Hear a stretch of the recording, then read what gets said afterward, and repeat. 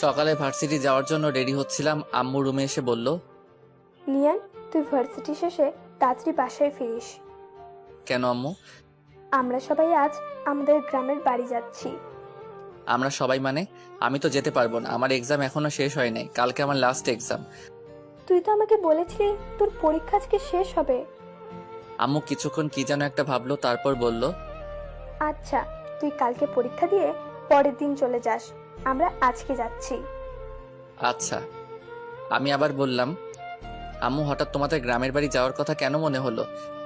আগামী শুক্রবারে দিয়ার বিয়ে। কি বলো কি আম্মু, এত পিচ্ছি একটা মাইয়ার কিভাবে বিয়ে হবে? পিচ্ছি কোথায়, দিয়া তো এবার এসএসসি পাশ করেছে। এসএসসি পাশ করেছে বলে বিয়ের বয়স হয়ে গেছে? হায়রে গ্রামের মানুষ। তোকে এসব নিয়ে ভাবতে হবে না, তুই শুধু ঠিক সময়ে পৌঁছে যাস। যা, এখন ভার্সিটি যা। এখন আমি আমার পরিচয়টা আপনাদেরকে দিয়ে দেই। আমি নিয়ান আহমেদ, অনার্স লাস্ট ইয়ারের এক্সাম দিচ্ছি। দিয়া হলো আমার চাচাতো বোন, পিচ্ছি একটা মেয়ে। জানি না চাচা কেন এত তাড়াতাড়ি মেয়েটার বিয়ে দিয়ে দিচ্ছেন। পরের দিন পরীক্ষা দিয়ে বৃহস্পতিবার, মানে দিয়ার গায়ে হলুদের দিন। আমি গ্রামের বাড়ি যাওয়ার জন্য ট্রেনের টিকিট কাটলাম সকাল 6:30 ট্রেন। তাই আমি ভোর 5টায় ঘুম থেকে উঠে রেডি হয়ে স্টেশনে পৌঁছালাম। এতদিন পরীক্ষা দিয়ে ইট পাথরের দুনিয়া থেকে বের হয়ে গ্রামের সবুজ পরিবেশে যাচ্ছি। অনেক খুশি খুশি লাগছে। আর অনেক দিন পর গ্রামের বাড়িতে একটা বিয়ে খেতে যাচ্ছি। গ্রামের বিয়ের মজাই আলাদা, যা শহরের বিয়েতে পাওয়া যায় না। সকাল 7টা, ট্রেন চলছে তার দুরন্ত গতিতে। আমার কানের ইয়ারফোন বাজছে রোমান্টিক গান। দুপুর 12টা 30 এসে স্টেশনে পৌঁছালাম। যেহেতু চাচাদের বাসা স্টেশন থেকে বেশি দূরে না, তাই ভাবলাম রিক্সা দিয়ে যাই। রিক্সা দিয়ে গেলে গ্রামের সবুজ পরিবেশটা ভালো করে দেখতে পারবো। রিক্সা চলছে আপন গতিতে। চারিদিকে শুনশান বাতাস, পাখির কিচিরমিচির সবুজে ঘেরা মাঠ। অনেক ভালো লাগছে। কিছুক্ষণ পর রিক্সা এসে থামলো চাচার বাড়ির সামনে। আসলে চাচা হলেন এই এলাকার চেয়ারম্যান, তাই রিক্সাওয়ালাকে চাচার নাম বলাতেই একেবারে বাড়ির সামনে এনে নামিয়ে দিল। গেট খুলে বাড়িতে ঢুকলাম। বিশাল বাড়িটা খুব সুন্দর করে সাজানো। আমি গেটের ভিতর ঢোকা মাত্রই শিহাব, মানে দিয়ার ছোট ভাই, আমাকে দেখে দৌড়ে ঘরের ভিতরে যেতে যেতে জোরে জোরে বলতে লাগলো, নিয়ান ভাইয়া এসে গেছে। আম্মু, আব্বু, আপু, সবাই এসে দেখো, নিয়ান ভাইয়া চলে এসেছে। শিহাবের ডাকে সবাই ঘর থেকে বেরিয়ে আসলো। সারা বাড়ির সব আত্মীয় স্বজন বেরিয়ে এসে আমাকে ঘিরে দাঁড়ালো। সবাই আমার দিকে তাকিয়ে আছে। আমি বুঝলাম না সবাই আমাকে দেখে এরকম রিয়্যাক্ট করছে কেন, আর সবাই আমাকে এরকম ভাবেই বা দেখছে কেন। দিয়াকে দেখলাম সবার পিছনে দাঁড়িয়ে আছে, আমার দিকে একবার তাকাচ্ছে আর একবার লজ্জা পেয়ে চোখ নিচে নামাচ্ছে। আমি কিছুই বুঝতে পারছি না কি হচ্ছে এসব। হঠাৎ চাচা বললেন, চলো তোমরা সবাই জামাই বাবাজিকে নিয়ে ঘরে যাই। জামাই বাবাজি মানে? চাচা জামাই বাবাজি কাকে বলছে? আমি আমার পেছনে তাকালাম, না, আমার পেছনে তো কেউ নাই। তাহলে চাচা কাকে জামাই বাবাজি বলল? আমি চিন্তায় পড়ে গেলাম। আমাকে চিন্তিত দেখে আম্মু বলল, এই নিয়ান, কি ভাবছিস এত? তোকে কিছু ভাবতে হবে না, চল ঘরে চল, আমি তোকে সব বুঝিয়ে বলছি। আম্মু আমাকে রুমে নিয়ে গেল। আমি বললাম, আম্মু এসব কি হচ্ছে? আমি কিছুই বুঝতে পারছি না। আর চাচা আমাকে জামাই বাবাজি বলছে কেন? নিজের মেয়ের হবু স্বামীকে জামাই বাবাজি বলবে না তো কি বলবে? মানে আমি? তুই দিয়ার হবু বর, আগামীকাল তোদের বিয়ে।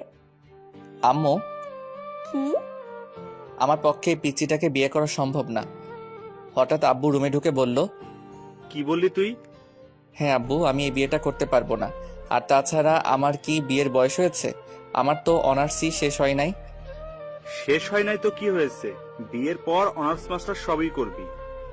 আব্বু, আমি আর কোনো কথা শুনতে চাই না। এই বলে আব্বু আম্মু দুজনেই রুম থেকে বেরিয়ে গেলেন। পরের দিন একরকম জোর করে আমার বিয়েটা হয়ে গেল। রাতে আমি চাচাদের ছাদে এক কোণে দাঁড়িয়ে রইলাম আর মনে মনে ভাবতে লাগলাম, সত্যি কি আমার বিয়ে হয়ে গেল? তাও কিনা একটা পিচ্চি মাইয়ার সাথে। আমি কি পিচ্চিটাকে বউ হিসেবে মেনে নিতে পারবো? না, কোনোদিনও আমি ওই পিচ্চিটাকে বউ হিসেবে মানতে পারবো না। আমি অনেকক্ষণ হলো ছাদে দাঁড়িয়ে আছি। ঘড়িতে দেখলাম রাত 12টা 35 বেজে গেছে। পেছন থেকে হঠাৎ আদিবা, আমার ছোট বোন, ডাক দিল, ভাইয়া, তুমি এখানে? আর সবাই তোমাকে সারা বাড়ি খুঁজছে। কেন? আমাকে কেন খুঁজছে? সে কি, তুমি জানো না তোমাকে কেন খুঁজছে? আজ না তোমার বাসর রাত, আর ভাবি সেই কখন থেকে তোমার জন্য অপেক্ষা করছে। আমি আদিবার সাথে নিচে নেমে আসলাম। আব্বু আমাকে দেখে রাগে কটমট করে এগিয়ে আসলো আমার দিকে। এসে আমার গালে ঠাস করে একটা চড় বসিয়ে দিলেন, তারপর বললেন, মেয়েটা তোর জন্য সেই কখন থেকে অপেক্ষা করে বসে আছে, আর তুই কি না? যা তাড়াতাড়ি ঘরে যা বলছি। আমার মাথায় অনেক রাগ উঠে গেল, তবে আব্বুর উপর না, ওই পিচ্চিটার উপর।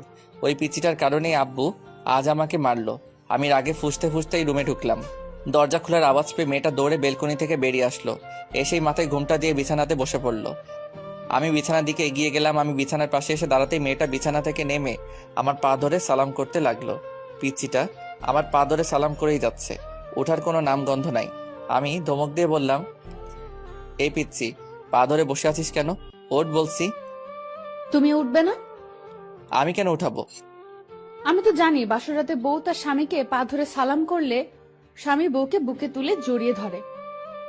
কথাটা বলতে বলতে মেয়েটা আমার পা ছেড়ে উঠে আমার সামনাসামনি লজ্জায় লাল হয়ে দাঁড়ালো। শখ কত আমার বয়েই গেছে তোর মতো পিচ্চিকে জড়িয়ে ধরতে।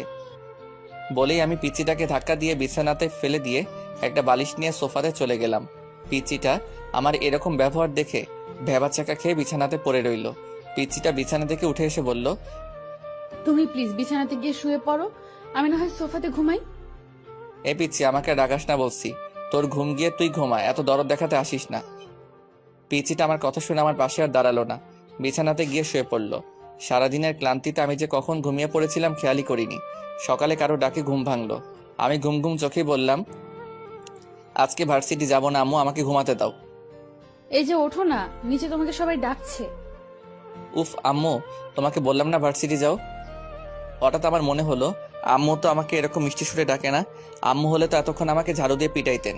আমি চোখ খুলে তাকাতেই দেখি পিচিটা আমার পাশে দাঁড়িয়ে হাসছে। পিচিটাকে দেখে আমার মনে পড়লো আমি এখন চাচাদের বাড়িতে। এই পিচ্চি, হাসবি না বলছি, তোর হাসি দেখলে আমার সারা শরীর জ্বলে। এ মা, কোথায় জ্বলছে দেখি, ওষুধ লাগিয়ে দেবো নাকি? আমার সাথে মজা নিচ্ছিস? মজা নিতে যাবো কেন? তুমিই তো বললা তোমার সারা শরীর জ্বলছে, তাই আমি ভাবলাম ওষুধ লাগিয়ে দিই। আচ্ছা ঠিক আছে, ওষুধ লাগাতে হবে না, গোসল করে নাও, তাহলে শরীর আর জ্বলবে না। পিচ্চিটা নিজের আলমারি থেকে একটা টাওয়েল বের করে আমার হাতে ধরিয়ে দিল। আমি টাওয়েল হাত থেকে ফেলে দিয়ে বললাম, আমি এত সকালে গোসল করতে পারবো না। আচ্ছা তো গোসল করবে না, এত রাগ দেখানোর কি আছে? আমি রাগ দেখাবই, তাতে তোর বাপের কি? আমার বাপের কিছু না, কিন্তু আমার অনেক কিছু, কারণ তুমি তো আমার বর। তোকে আমি বউ হিসেবে মানি না, আর কোনোদিন মানবো না। তুমি আমাকে বউ হিসেবে না মানলেও আমি তোমাকে ঠিকই বর হিসেবে মানি। আর তাড়াতাড়ি ফ্রেশ হয়ে নিচে আসো, সবাই তোমার জন্য অপেক্ষা করছে। আমি রেডি হয়ে নিচে নেমে এসে দেখি সবাই একসাথে বসে আড্ডা দিচ্ছে। আমি আম্মুকে গিয়ে বললাম, আম্মু আমি বাড়ি যাব। হ্যাঁ বাবা, আজ বিকালেই আমরা বৌমাকে নিয়ে বাড়ি যাব।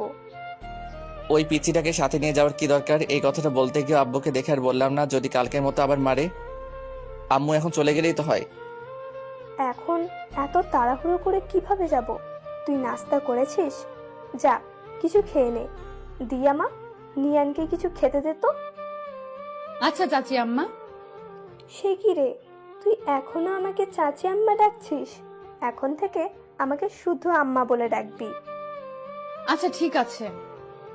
আমি কিছু না বলে টেবিলে গিয়ে বসলাম। বিকেলে বাড়িতে যাওয়ার জন্য রেডি হচ্ছিলাম, হঠাৎ পিচ্চি এসে আমার হাতে একটা পাঞ্জাবি ধরিয়ে দিয়ে বলল, আম্মু বলেছেন এটা পড়তে। আমি হাতে নিয়ে দেখি বিয়ের দিন যে পাঞ্জাবিটা পরেছিলাম সেই পাঞ্জাবি। এত ভারী পাঞ্জাবি আমি পরতে পারবো না। সব সময় শুধু না না করো কেন? আমি পিচির ধমক শুনে কিছুটা ভয় পেয়ে গেলাম। এইটুকু পিচির এত তেজ! আমি আর কিছু না বলে পাঞ্জাবিটা পরে নিলাম। যাওয়ার সময় পিচিটা অনেক কান্না করলো। চাচা পিচিটাকে আমার হাতে তুলে দিলেন আর বললেন, আমার মেয়েকে সুখে রেখো বাবা, কোনোদিন কষ্ট দিও না। আমি জবাবে চাচাকে কি বলবো কিছুই বুঝতে পারলাম না। তারপর আমরা বাড়ির দিকে রওনা দিলাম। বাড়িতে ফিরে গাড়ি থেকে নেমে অবাক হয়ে গেলাম। সারা বাড়ি অনেক রকম বাতি দিয়ে সাজানো। পিচিটা গাড়ি থেকে নামতে গিয়ে আবার বসে পড়লো। কি হলো মা, নামছিস না কেন? মাথা ঘুরছে আম্মু। আমি এদিক সেদিক না তাকিয়ে সোজা ঘরের দিকে যেতে লাগলাম। পিছন থেকে আম্মু ডাক দিল, এই নিয়ান, বউকে ফেলেই ঘরে চলে যাচ্ছিস? ওর পা আছে, নিজে হেঁটে যেতে পারবে, ওকে কি কোলে তুলে নিয়ে যেতে হবে নাকি? হ্যাঁ, ভালো বুদ্ধি বের করেছিস। ওকে বরং কোলে করেই ঘরে নিয়ে যা। কি? আমি পারবো না। এরকম রিয়েক্ট করছিস কেন? তোকে নিজের বউকে কোলে নিতে বললো, অন্য কাউকে কোলে নিতে বলে নাই। আব্বু ওই আব্বু আমাকে পুরো কথাটা বলতে না দিয়ে আবার বললেন, আমি আর কিছু শুনতে চাই না। অতঃপর বাধ্য হয়ে পিচিটাকে কোলে নিয়ে রুমে যেতে লাগলাম। আমি পিচিটার মুখের দিকে তাকিয়ে দেখলাম মুচকি মুচকি হাসছে। ইচ্ছে করছে এখনই কোল থেকে নিচে ফেলে দেই। আমি পিচিটাকে নিয়ে রুমের দরজাতে আসতেই অবাক হয়ে গেলাম। রুমের দরজাতে পিচিটাকে কোলে নিয়েই দাঁড়িয়ে রইলাম। সারা রুম অনেক রকম ফুল দিয়ে সাজানো। রুমটাকে একেবারে ফুলের বাগান বানিয়ে ফেলেছে। এমনি আমার ফুলে অ্যালার্জি, আর রুমে এত ফুল দেখে মাথাটাই গরম হয়ে গেল। পিচিটা আমার কোলে ছিল। পিচিটাও দেখলাম এতগুলো ফুল দেখে আমার মতোই অবাক হয়ে তাকিয়ে আছে রুমের দিকে। আমি পিচিটাকে কোলে নিয়ে রুমে ঢুকলাম। রুমে ঢুকে পিচিটাকে বিছানাতে ছুঁড়ে ফেলে দিলাম। আউ মা গো, কোমরটা গেল গো। আমি ভয় পেয়ে গেলাম। এখন মেয়েটার কিছু হলে তো আব্বু আমাকে মেরেই ফেলবে। আমি পিচিটার পাশে বসে বললাম, সরি, দেখি কোথায় ব্যথা পেয়েছিস। আমি ব্যথা পাই নাই, আমি জাস্ট দেখতে চেয়েছিলাম আমি ব্যথা পেলে তুমি কিভাবে রিয়্যাক্ট করো। বলে পিচিটা একটা হাসি দিয়ে বিছানা থেকে উঠে ওয়াশরুমের দিকে যেতে লাগলো। এই পিচি, দাঁড়া। কি? তুই তো একটু আগে মাথা ব্যথার জন্য হাঁটতে পারছিলি না, এখন কিভাবে হাঁটছিস? সবে তোমার কোলে ওঠার ধান্দা। তুই তো দেখছি একটা পিচ্চি শয়তাননি। পিচিটা একটা হাসি দিয়ে ওয়াশরুমে ঢুকে গেল। আমি রুমে বসে বসে ভাবতে লাগলাম, না, পিচিটার সাহস অনেক বেড়ে গেছে। আমাকে এমন কিছু করতে হবে যাতে পিচিটা আমাকে ছেড়ে যেতে বাধ্য হয়। কিছুক্ষণ পর পিচি একটা পাতলা 3 পিস পরে বেরিয়ে আসলো। আমাকে বলল, যাও এখন ভারী পাঞ্জাবিটা চেঞ্জ করে আসো। আমি আমার পাঞ্জাবি চেঞ্জ করব কি না করব সেটা আমার ব্যাপার। আমার সব ব্যাপার তোকে এত নাক গলাতে হবে না। তুমি সবসময় এমন করো কেন? আমি এমন করবই, তাতে তোর কি? আমারই তো সব। তারপর আমি ফ্রেশ হতে গেলাম। ফ্রেশ হয়ে রুমে এসে দেখি পিচিটা রুমে নাই, হয়তো নিচে গেছে। আমি রেডি হয়ে নিচে চলে আসলাম। পিচিটা আম্মু আব্বু আর আদিবার সাথে হেসে হেসে কথা বলছে। পিচিটার কি সুন্দর নিষ্পাপ হাসি, কি মায়া ভরা চোখ, একদম মায়াবতী। আমি এসব কি ভাবছি? আমি তো এইটুকু পিচিকে কোনোদিনও বউ হিসেবে মানতে পারবো না। তাহলে কেন আমি পিচিটার মায়া জড়াচ্ছি? কি রে, এখানে দাঁড়িয়ে কি ভাবছিস? তোর জন্য সেই কখন থেকে আমরা না খেয়ে বসে আছি। চল, রাতের খাবার খাবি, চল। সে কি আম্মু, তোমরা এখনো খাও নাই? না রে, আমরা অনেকবার দিয়াকে বলেছি চল আমরা খেয়ে নেই, নিয়ান একটু রাত করেই খাবার খায়। কিন্তু পাগলি মেয়েটা কি বলে জানিস? বলে তুই না খাওয়া পর্যন্ত ও নাকি খেতে পারবে না। তাই আমরা ভাবলাম সবাই একসাথেই খাই। দেখছিস মেয়েটা এখন থেকে কিরকম তোকে ভালোবাসে। লক্ষ্মী একটা মেয়ে। লক্ষ্মী না ছাই, শয়তানের হাড্ডি একটা। কি রে, বিড়বিড় করে কি বলছিস? আমার বউটা কি ভালো, আমার জন্য না খেয়ে বসে আছে, এটাই বলছিলাম। আচ্ছা চল, এখন সবাই খেয়ে নেই, অনেক রাত হয়ে গেছে। আমি সবার আগে খাবার শেষ করে রুমে এসে একটা বই হাতে নিয়ে সোফাতে শুয়ে শুয়ে পড়তে লাগলাম। পিচি রুমে ঢুকে ভিতর থেকে দরজা লাগিয়ে দিল। আমি বললাম, এই পিচ্চি, দরজা লক করছিস কেন? দরজা লক করবো না তো কি করব? আমি দরজা লক ছাড়াই ঘুমাই। এখন থেকে দরজা লক করেই ঘুমাতে হবে, কারণ এখন থেকে তো তুমি আর একা ঘুমাবে না, এখন থেকে তোমার বউও তোমার সাথে ঘুমাবে। তাই দরজা লক করেই ঘুমাতে হবে। আমি আর কিছু বললাম না। পিচিটা সারা বিছানা ঘুরে ঘুরে দেখতে লাগলো। দেখছো আমাদের কি ভাগ্য, আমরা দুইটা বাসরাত পেলাম, কিন্তু বাসরাতের আসল কাজটাই করতে পারলাম না। চলো না আমরা ফ্যামিলি প্ল্যানিং শুরু করে দিই। কথাগুলো বলতে বলতে পিচিটা পা ছড়িয়ে বিছানাতে মাথা নিচু করে বসে পড়লো। আমি সোফা থেকে উঠে আস্তে আস্তে পিচির দিকে এগোতে লাগলাম। পিচি আমাকে আসতে দেখে নড়ে চড়ে ঠিক হলো আর লজ্জায় লাল হতে লাগলো। আমি একটু একটু করে পিচিটার দিকে এগিয়ে যেতে লাগলাম। আমি পিচিটার পাশে এসে দাঁড়ালাম। পিচিটা এখনো মাথা নিচু করেই বসে আছে, জোরে জোরে নিঃশ্বাস নিচ্ছে। আমি হাঁটু গেড়ে পিচিটার পাশে বসে পড়লাম। পিচিটার হাত আমার হাতে শক্ত করে ধরলাম।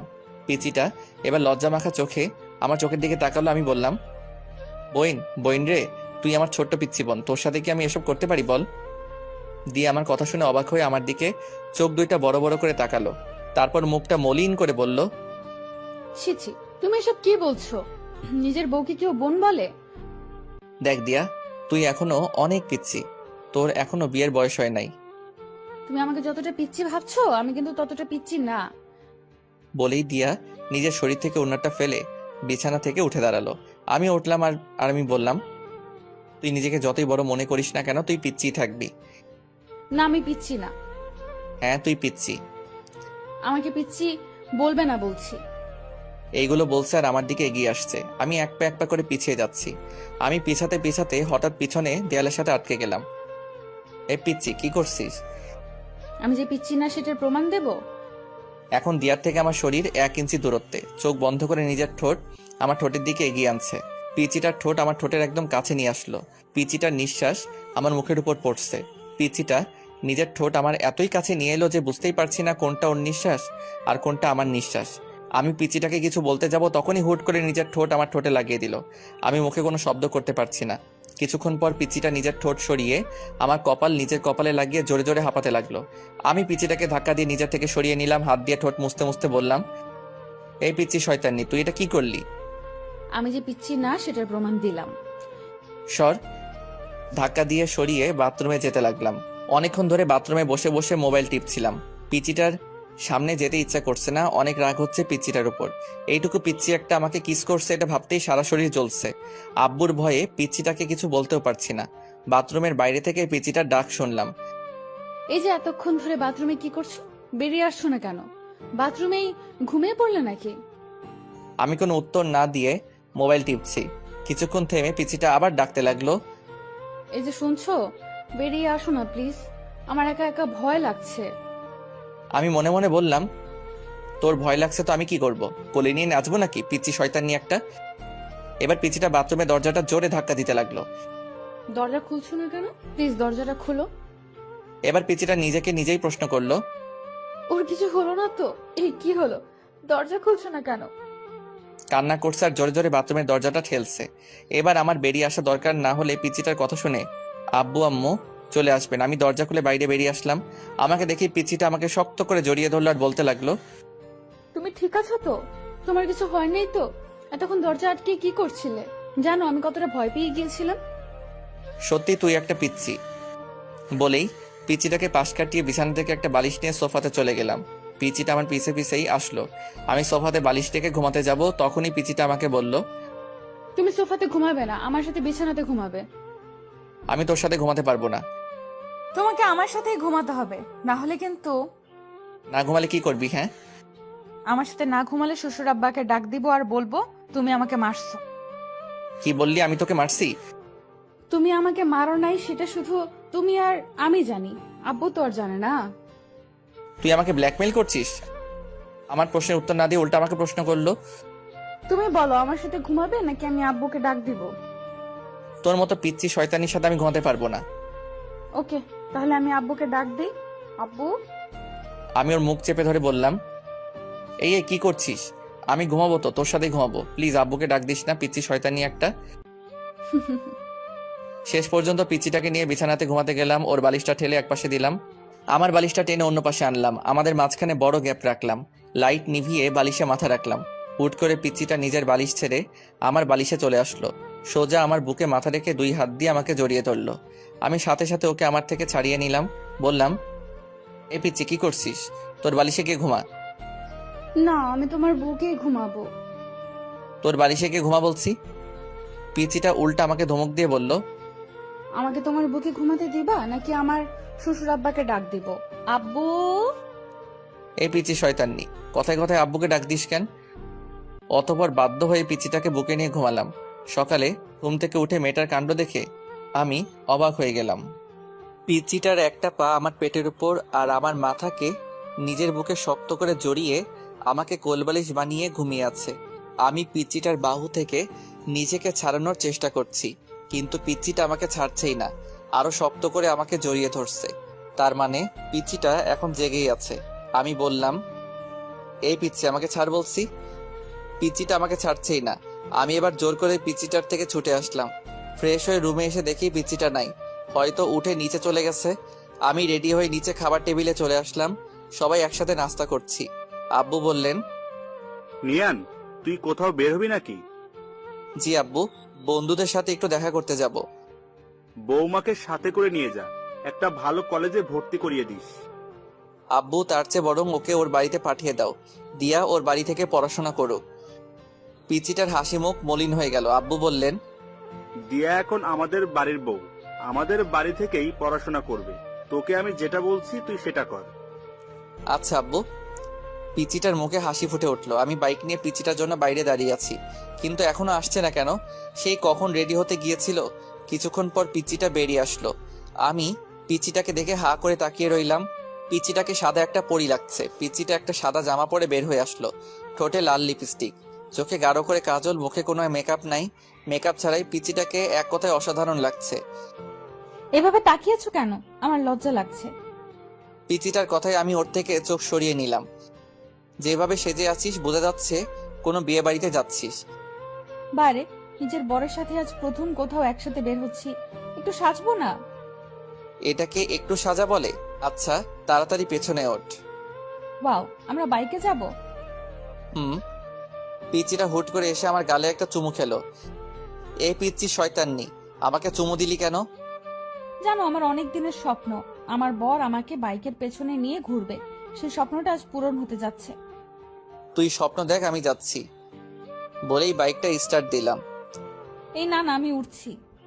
পিচিটা পেছনে উঠে বসতেই আমি বাইকটা ছেড়ে দিলাম। কিছুক্ষণ পর আমি বাইকটা একটা জায়গায় থামালাম। পিচিটা বলল, আমরা কি কলেজে এসে পড়েছি? না। তাহলে এখানে বাইক থামালে কেন? দরকার আছে। পিচিটার কিছু বলল না, চুপ করে বসে রইল। আমি ভাবতে লাগলাম সামনে তো বন্ধুরা আড্ডা দিচ্ছে, আমার সাথে যদি পিচিটাকে দেখে তাহলে তো আমি শেষ। আমি ভাবতে লাগলাম কি করা যায়। হ্যাঁ, বুদ্ধি পেয়েছি।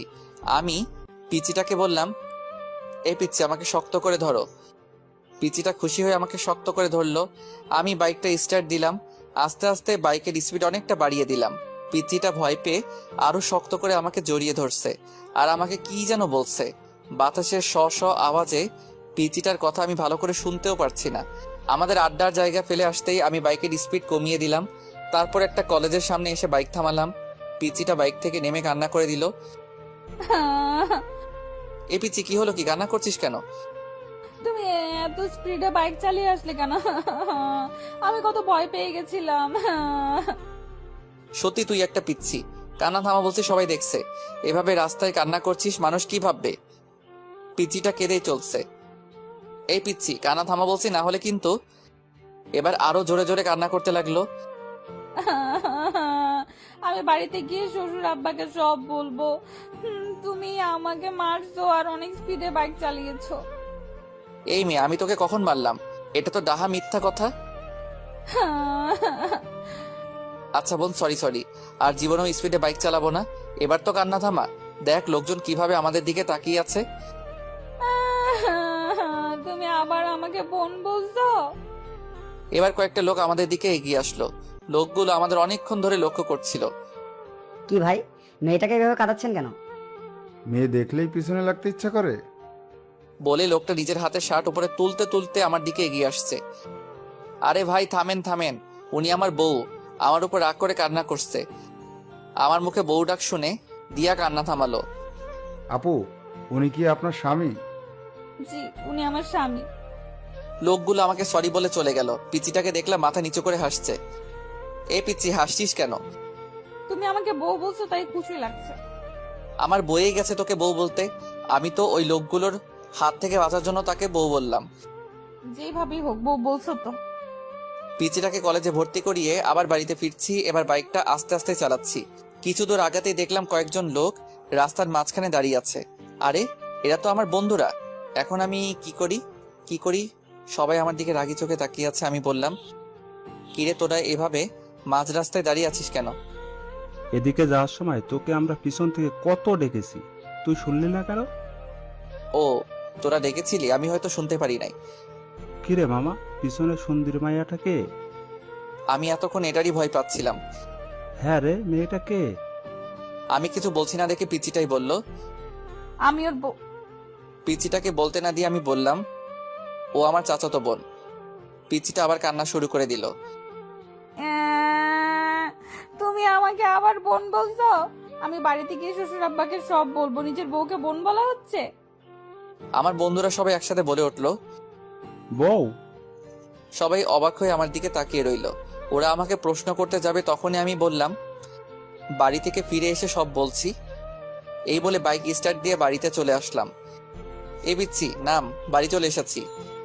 পিচিটা বাইক থেকে নামতে আমি বাইক আবার রিস্টার্ট দিলাম। পিচিটা বলল, বাসায় কখন ফিরবে? সেটা তোকে বলে যেতে হবে নাকি? বলেই বাইক চালিয়ে চলে আসলাম বন্ধুদের কাছে। বন্ধুদের সাথে আড্ডা দিতে দিতে কখন যে বিকাল 3টা বেজে গেল খেয়ালই করি নাই।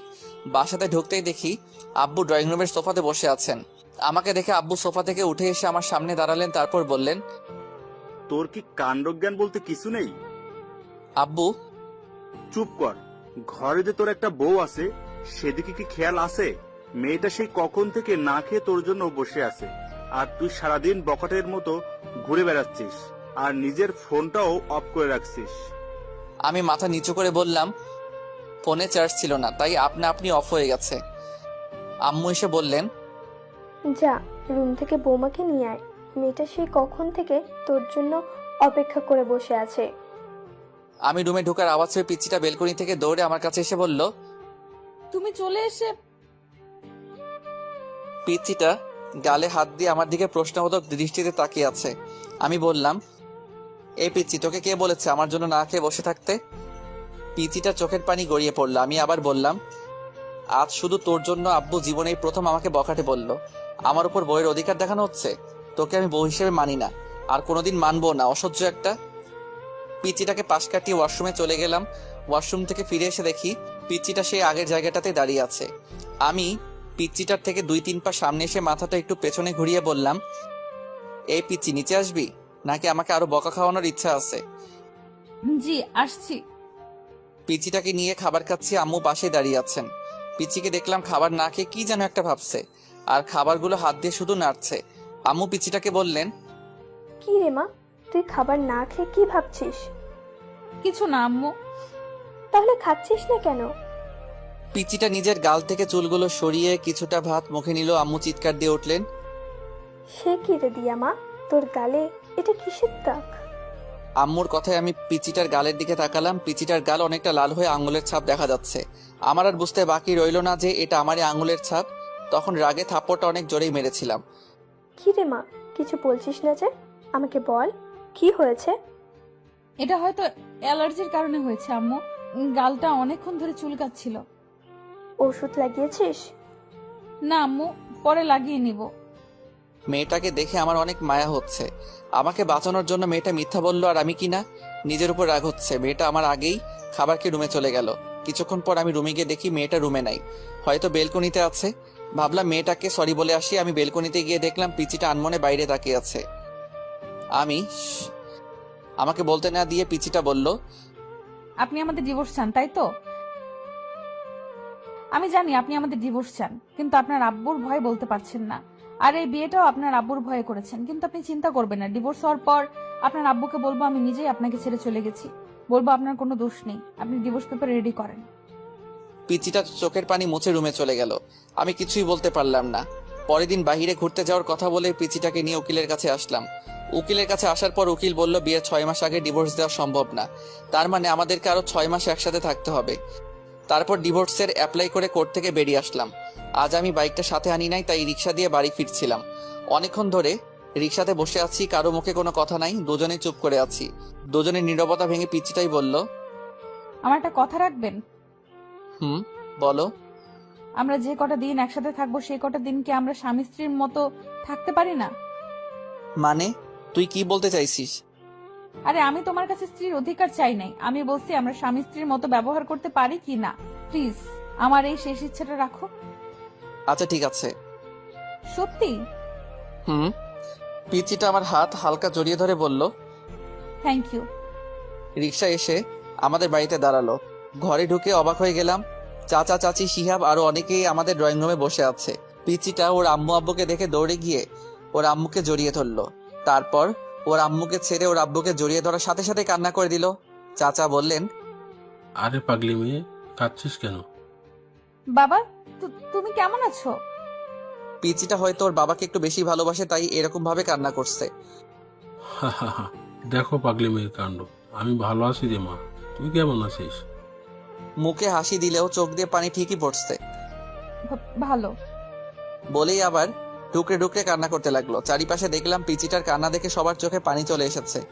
আমার ওদের দেখে কোনো কষ্ট হচ্ছে না, কারণ আমি জানি আর কয়েক মাস পর পিচিটা ওর আম্মু আব্বুর কাছে চলে যাবে। তাই আমার তেমন কষ্ট হচ্ছে না। চাচা পিচিটার মাথায় হাত বুলিয়ে দিচ্ছে আর সান্ত্বনা দিচ্ছেন।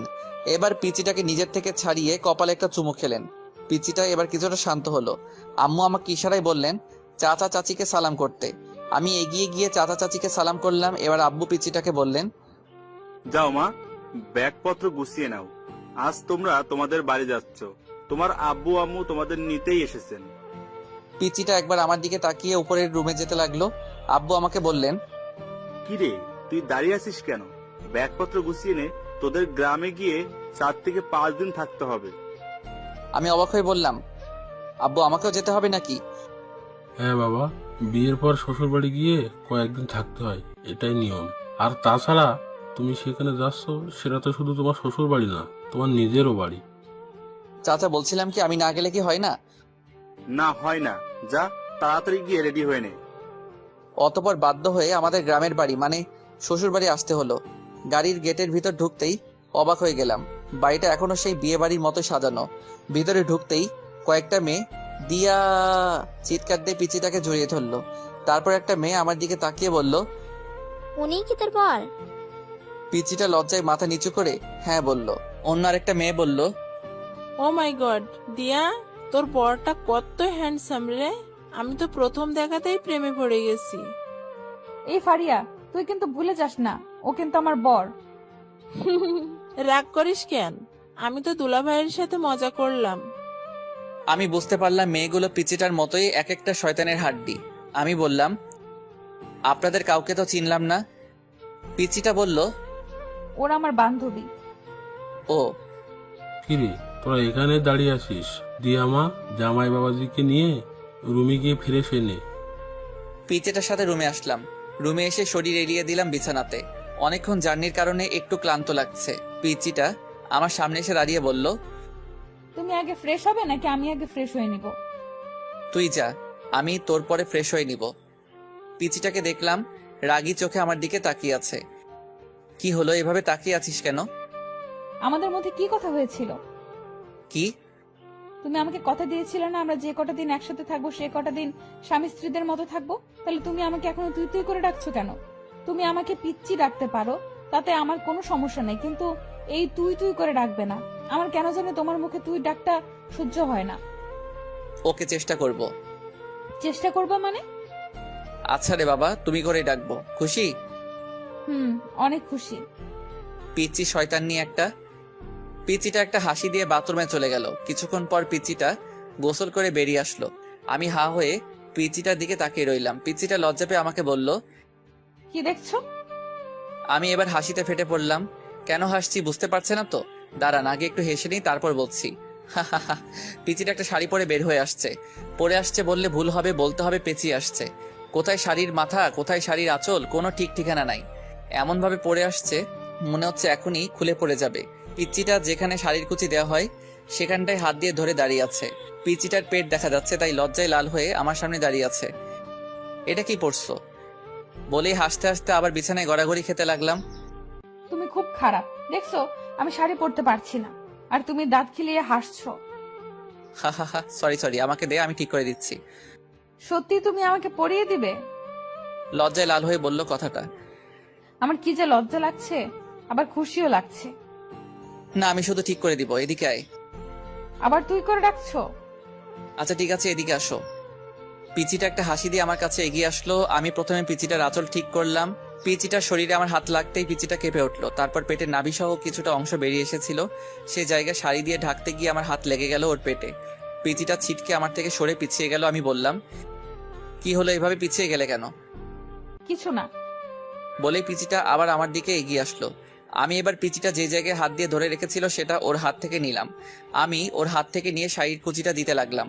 কুচি দিয়ে যেই ওর নাভির নিচে গুজতে যাব তখনই পিচিটা আমার হাত ধরে ফেললো। এটা আমাকে দাও, আমি পারবো।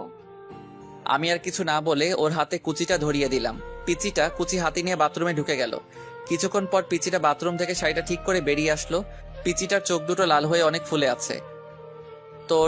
সরি, তোমার চোখ মুখ এরকম লাগছে কেন? তুমি কি কান্না করছিলে নাকি? কি বলো কি? আমি কান্না করতে যাব কেন? ও আচ্ছা, এতক্ষণ পিচিটাকে আমি ভালো করে খেয়াল করি নাই। এখন চোখ পড়তে আমি হা করে তাকিয়ে রইলাম। পিচিটাকে শাড়িতে এত সুন্দর মানিয়েছে যে আমি লিখে বোঝাতে পারবো না। কালো শাড়ির কালো চুলগুলো ছেড়ে আসছে পিচিটা, একদম মায়াবতী লাগছে পিচিটাকে। পিচিটা আমার তাকানো দেখে লজ্জা পেল। কি দেখছো? তোমাকে খুব সুন্দর লাগছে। এই কথা বলতে গিয়েও কিছু একটা ভেবে আটকে গেলাম। নিজেই নিজেকে বলতে লাগলাম, আমি এসব কি ভাবছি? ও তো একটা পিচ্চি মেয়ে, ও তো আমার চাচাতো বোন।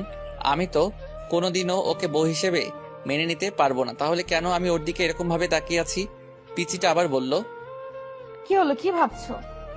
কিছু না বলেই আমি বাথরুমে ঢুকে গেলাম। শাওয়ার ছেড়ে অনেকক্ষণ গোসল করলাম। গোসল শেষে মনে হলো, শিট, আমি তো টাওয়েল সাথে আনি নাই।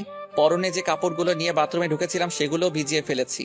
এখন আমি বাথরুম থেকে বের হই কিভাবে? বাথরুমের দরজা কিছুটা ফাঁক করে দেখলাম পিচিটা কোথায় আছে।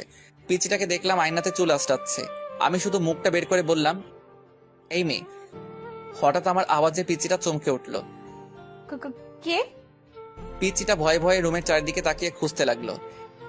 এই পিচি, আমি বাথরুমের দরজাতে, দেখো। পিচিটা আমাকে দেখে নিজের বুকে থুতু দিল। ও তুমি? আমি তো ভয় পেয়ে গেছিলাম। তুমি সত্যিই পিচ্ছি? একটুতেই ভয় পেয়ে যাও? তুমি এইভাবে দরজাতে মুখ বের করে দাঁড়িয়ে আছো কেন? আমি এবার অসহায় হয়ে বললাম, আমার টাওয়েলটা দাও প্লিজ।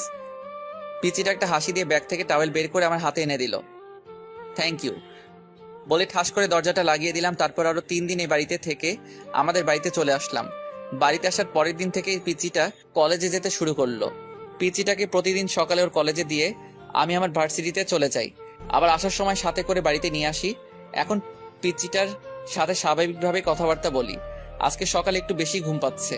পিচিটা সেই কখন থেকে আমাকে ডাকছে, কিন্তু আমি ঘুমে চোখই খুলতে পারছি না। পিচিটা অনেকক্ষণ ধরে আমাকে ডাকতে ডাকতে হাঁপিয়ে গেল। এবার পিচিটা রেগে বলল, তুমি উঠবে নাকি আমি আব্বুকে ডেকে নিয়ে আসবো? বলে পিচিটা রুম থেকে বেরিয়ে যেতে লাগলো। আমি আব্বুর কথা শুনে ঘুম ঘুম চোখে পিচিটাকে ডাক দিলাম, এই পিচি শয়তানি, দাঁড়াও, আমি উঠছি, আব্বুকে ডাকতে হবে না। অনেক কষ্ট করে ঘুম থেকে উঠে ফ্রেশ হতে গেলাম। ফ্রেশ হয়ে এসে রেডি হয়ে নিচে এসে দেখি পিচিটা আগে থেকেই রেডি হয়ে বসে আছে।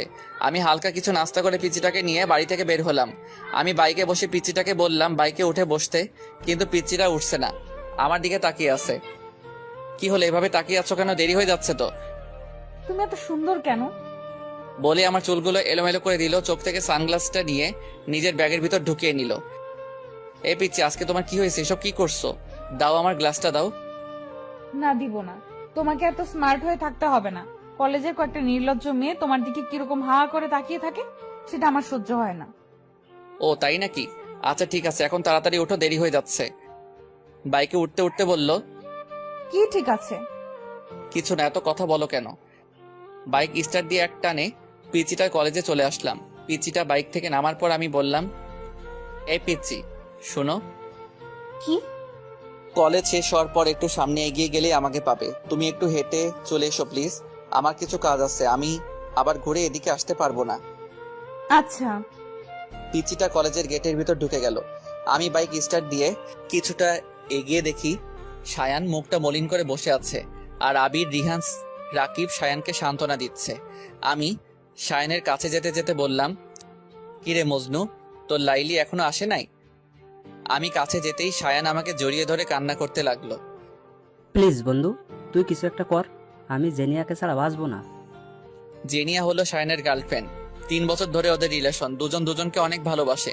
কিছুদিন পর জেনিয়ার বিয়ে, কিন্তু জেনিয়া না পারছে ফ্যামিলি ছেড়ে সায়ানের কাছে চলে আসতে, না পারছে সায়ানকে ছাড়া অন্য কাউকে বিয়ে করতে। আজ জেনিয়া সায়ানের সাথে লাস্ট দেখা করতে আসছে। লাস্ট দেখা করবে সেই কথা শুনেই রাতে সায়ান আমাকে ফোন করে জানিয়ে দিয়েছিল। অনেকক্ষণ অপেক্ষার পর জেনিয়া আসলো। আমাদের সবাইকে দেখে কিছুটা অবাক হলো।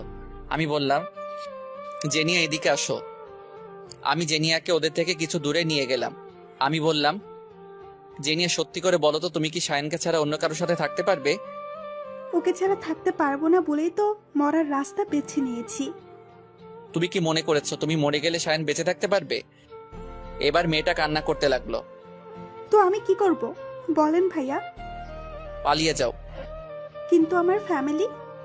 দেখো জেনিয়া, তোমরা পালিয়ে গিয়ে বিয়ে করার পর যখন তোমার কোলে ছোট্ট আরেকটা জীবন আসবে, তখন তোমার ফ্যামিলি ওই বাচ্চাটার দিকে তাকিয়ে সব মান অভিমান ভুলতে বাধ্য হবে। কিন্তু জেনিয়াকে পুরো কথাটা বলতে না দিয়ে পিচিটা এসে বলল, এই যে আমি চলে এসেছি।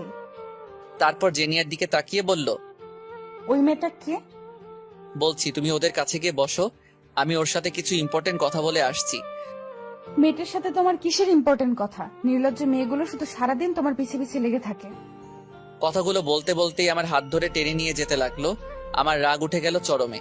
এক ঝটকায় পিচিটার হাত থেকে আমার হাত ছাড়িয়ে গালে ঠাস করে একটা চর বসিয়ে দিলাম। পিচিটা গালে হাত দিয়ে দাঁড়িয়ে আছে। এ পিচি, তুই জানিস এই মেয়েটাকে? জানি তো, মেয়েটা তোমার গার্লফ্রেন্ড। এবার অন্য গালে ঠাস করে আরেকটা চর মারলাম। পিচিটা দুই গালে দুই হাত দিয়ে জোরে জোরে কান্না করতে লাগলো। কান্না থামা বলছি, না হলে আরেকটা দিব। তুমি খুব পচা। আমি আব্বুকে গিয়ে সব বলবো, আর এও বলবো যে তোমার গার্লফ্রেন্ড আছে। এবার পিচিটার কথা শুনে আমার নিজেরই কান্না চলে আসছে। বোন রে, তুই কিছু না বোঝার আগে কেন বাচ্চাদের মতো পাগলামি করিস? বাচ্চাদের মতো কি? তুই তো বাচ্চাই। ও আমার গার্লফ্রেন্ড না, শায়নের গার্লফ্রেন্ড। আমি এখানে দুইটা জীবন বাঁচানোর চেষ্টা করছি আর তুই ঢং করছিস। এবার পিচিটা সবকিছু বুঝতে পেরে কান্না থামিয়ে চোখের পানি মুছে একটা হাসি দিয়ে আমাকে বলল, সরি। এবার পিচিটার কাণ্ড দেখে আমারই হাসি চলে এলো। একটু আগে কি কান্নাটাই না করলো, আর এখন হাসছে। হা হা হা, পিচি একটা। এতক্ষণ জেনিয়া আমাদের দিকে তাকিয়েছিল। জেনিয়া আমাদের দিকে তাকিয়ে হাসছে। আমি বললাম, তো কি সিদ্ধান্ত নিলে জেনিয়া? আমি পালিয়ে যেতে প্রস্তুত ভাইয়া। পরের দিনই সায়ান আর জেনিয়া চট্টগ্রাম পালিয়ে যায়। আর মাত্র 7 দিন বাকি আমার আর পিচিটার ডিভোর্স পেপার আসতে। পিচিটা আমার সাথে এমন ব্যবহার করে বোঝাই যায় না যে আর মাত্র কয়েকদিন পর ওর সাথে আমার ডিভোর্স হবে। আজ আমার ফ্রেন্ড রিহানের বার্থডে। রাতে পিচিটাকে বললাম, এই পিচ্ছি, আমার জন্য অপেক্ষা করো না, রাতে বাসায় ফিরতে আমার দেরি হবে। কেন দেরি হবে কেন? আজ আমার ফ্রেন্ড রিহানের বার্থডে। ও আচ্ছা। মুখে বলছে আচ্ছা, কিন্তু আমি জানি পিচিটা ঠিকই আমার জন্য না খেয়ে বসে থাকবে। রিহান বার্থডে পার্টিটা শুধু আমরা 3 জনকে নিয়েই দিচ্ছে, আমি, রাকিব আর আবির। কেক কাটা শেষে রিহানকে নিয়ে কয়েকটা সেলফি তুলে ফেসবুকে আপলোড দিলাম। তারপর কিছু খাবার খেয়ে আমি ওদের থেকে বিদায় নিয়ে চলে আসছিলাম। তখনই আমাকে রিহান আটকালো আর বলল, কিরে কোথায় যাচ্ছিস? আসল পার্টিটাই তো হলো না। বলে একটা ব্যাগ থেকে 3টা বোতল বের করলো। কিরে, এসব কিসের বোতল? এইগুলা মদের বোতল। ছি সরা, এখান থেকে আমি এগুলো খাই নাকি? তোরা জানিস না আমি এগুলো খাই না। জানি, তবুও আজ খেতে হবে। আমাকে জোরাজোরি করতে লাগলো। শেষ পর্যন্ত ওদের জোরাজোরিতে বাধ্য হয়ে নাক টিপে হাফ গ্লাস খেলাম। হাফ গ্লাস খাওয়ার পরে আমার নেশা ধরে গেল। আমার আরো খেতে ইচ্ছা করতেছে। আমার পাশে এক বোতল রাখা ছিল। বোতলটার মুখ খুলে টক টক করে বোতলের অর্ধেক শেষ করতেই আবির আমার হাত থেকে বোতলটা কেড়ে নিল। এই নিয়ান, কি করছিস? আবিরও আমার মতো এসব খায় না। রাকিব আর রিহান অনেক জোরাজোরির পরেও আবির এসব খায় নাই। চল বাড়ি যাবি, চল। আবির আমাকে বাইকে করে বাড়িতে নিয়ে আসলো। আমাকে ঘরের সামনে পৌঁছে দিয়ে আবির চলে গেল। আমার কাছে ঘরের দ্বিতীয় চাবি ছিল, সেটা দিয়েই আমি ঢুকলাম। মাথা ঘুরছে, হাঁটতে পারছি না। কষ্ট করে রুমে আসলাম। দরজা ধাক্কা দিতেই খুলে গেল। পিচিটা বিছানাতে বসা ছিল। আমাকে দেখে উঠে এসে বলল, এতক্ষণে আসলে? আমি কিছু বললাম না। পিচিটার দিকে ঘোর লাগা চোখে তাকিয়ে রইলাম। আজ পিচিটাকে দেখে আমার ভিতরে কি রকম জানি একটা উত্তেজনা ফিল করছি। আমি পিচিটাকে বললাম, এই তুই আমার বউ না? আয় আমার কাছে আয়। এই কি, তোমার মুখ থেকে কিসের ওকে বলতে না দিয়ে ও ঠোঁটে আমার ঠোঁট লাগিয়ে দিলাম। তারপর পিচিটার ঠোঁট ছেড়ে দিয়ে পিচিটাকে ধাক্কা দিয়ে বিছানাতে ফেলে দিলাম। সকালে ঘুম থেকে উঠে বিছানাতে বসলাম। মাথাটা ঝিমঝিম করছে। হঠাৎ আমার খেয়াল হলো আমার শরীরে কোনো কাপড় নেই। কাপড় নাই বলতে একটা সুতাও নেই, শুধু পাতলা একটা চাদর দিয়ে সারা শরীর ঢাকা। কাল রাতের কথা মনে পড়তেই আমি চমকে উঠলাম। শিট, এটা আমি কি করলাম? বলেই বিছানাতে একটা ঘুষি দিলাম। আমার প্রায় কান্না চলে আসছে। পাশে তাকিয়ে দেখলাম পিচিটা আছে নাকি। না, পিচিটা নাই। পিচিটাকে দেখলাম গোসল করে চুল মুছতে মুছতে বাথরুম থেকে বেরিয়ে আসছে। লজ্জায় আমার দিকে তাকাতে পারছে না। মাথা নিচু করে আমাকে বলল, বাথরুমে গরম পানি রাখা আছে, গোসল করে নাও। বলেই রুম থেকে বেরিয়ে গেল। আমি রেডি হয়ে ঘর থেকে বেরিয়ে গেলাম। ফিরে এসে পিচিটাকে খুঁজতে লাগলাম। রান্নাঘরে গিয়ে দেখলাম আম্মুর সাথে রান্না করছে। আমি বললাম, এই দিয়া রুমে আসো। পিচিটা রুমে এসে বলল, কিছু বলবে? এটা খেয়ে নাও। কিসের ওষুধ এটা? এটা পিল। পিল শব্দটা শুনে পিচিটা আমার থেকে কয়েক পা পিছিয়ে গেল। মুখটা মলিন করে আমার দিকে হা করে তাকিয়ে রইল। আমি বললাম, সরি, প্লিজ আমাকে মাফ করে দিও। রাতে যে কি হয়েছিল আমার, সত্যি বলছি, তখন আমার কোনো হুঁশ জ্ঞান ছিল না। পিচিটা কোনো কথা বলছে না, শুধু চোখ দিয়ে অনর্গল পানি ঝরে যাচ্ছে। আমি বললাম, প্লিজ তুমি কেঁদো না। তুমি কাঁদলে আমি নিজেকে কোনোদিন ক্ষমা করতে পারবো না। প্লিজ পিলটা খেয়ে নিও। বলে আমি রুম থেকে বেরিয়ে গেলাম। দিয়ার কথায় আসি, দিয়া সেখানে স্তব্ধ হয়ে কিছুক্ষণ দাঁড়িয়ে রইল, তারপর দৌড়ে বাথরুমে ঢুকে গেল। বাথরুমে ঢুকে শাওয়ার ছেড়ে শাওয়ারের নিচে বসে হাউ মাউ করে কান্না করতে লাগলো। এখন দিয়া যত জোরে কান্না করুক না কেন, সে কান্নার আওয়াজ বাইরে যাবে না, তাই ইচ্ছে মতো চিৎকার করে কান্না করতে লাগলো। দিয়া ভেবেছিল কাল রাতের ঘটনার পর নিয়ান আর তাকে দূরে সরিয়ে রাখতে পারবে না। এখন নিয়ান তাকে মেনে নেবে, কিন্তু একটু আগে যখন নিয়ান তার হাতে পিলটা ধরিয়ে দিল, তখন মাথায় যেন আকাশ ভেঙে পড়লো। এইটুকু একটা পিলকে দিয়ার কাছে মনে হয়েছিল যেন এটা পৃথিবীর সবচেয়ে ভারী একটা জিনিস। সেই ভারী জিনিসটা নিয়ান দিয়ার হাতে ধরিয়ে দিল। আমি রুম থেকে বের হয়ে এসে ড্রয়িং রুমে সোফাতে বসলাম। মনে মনে ভাবতে লাগলাম, আমি কি মেয়েটার সাথে একটু বেশি অপরাধ করে ফেলেছি? আমি যদি মেয়েটাকে স্ত্রী হিসেবে নাই মানতে পারি, তাহলে কেন আমি মেয়েটার সতীত্ব নষ্ট করলাম? নিজেকে নিজের কাছে অনেক অপরাধ বোধ হচ্ছে। মনে হচ্ছে যেন আমি এই পৃথিবীর সবচেয়ে বড় অপরাধী। মেয়েটার জন্য অনেক মায়া হচ্ছে।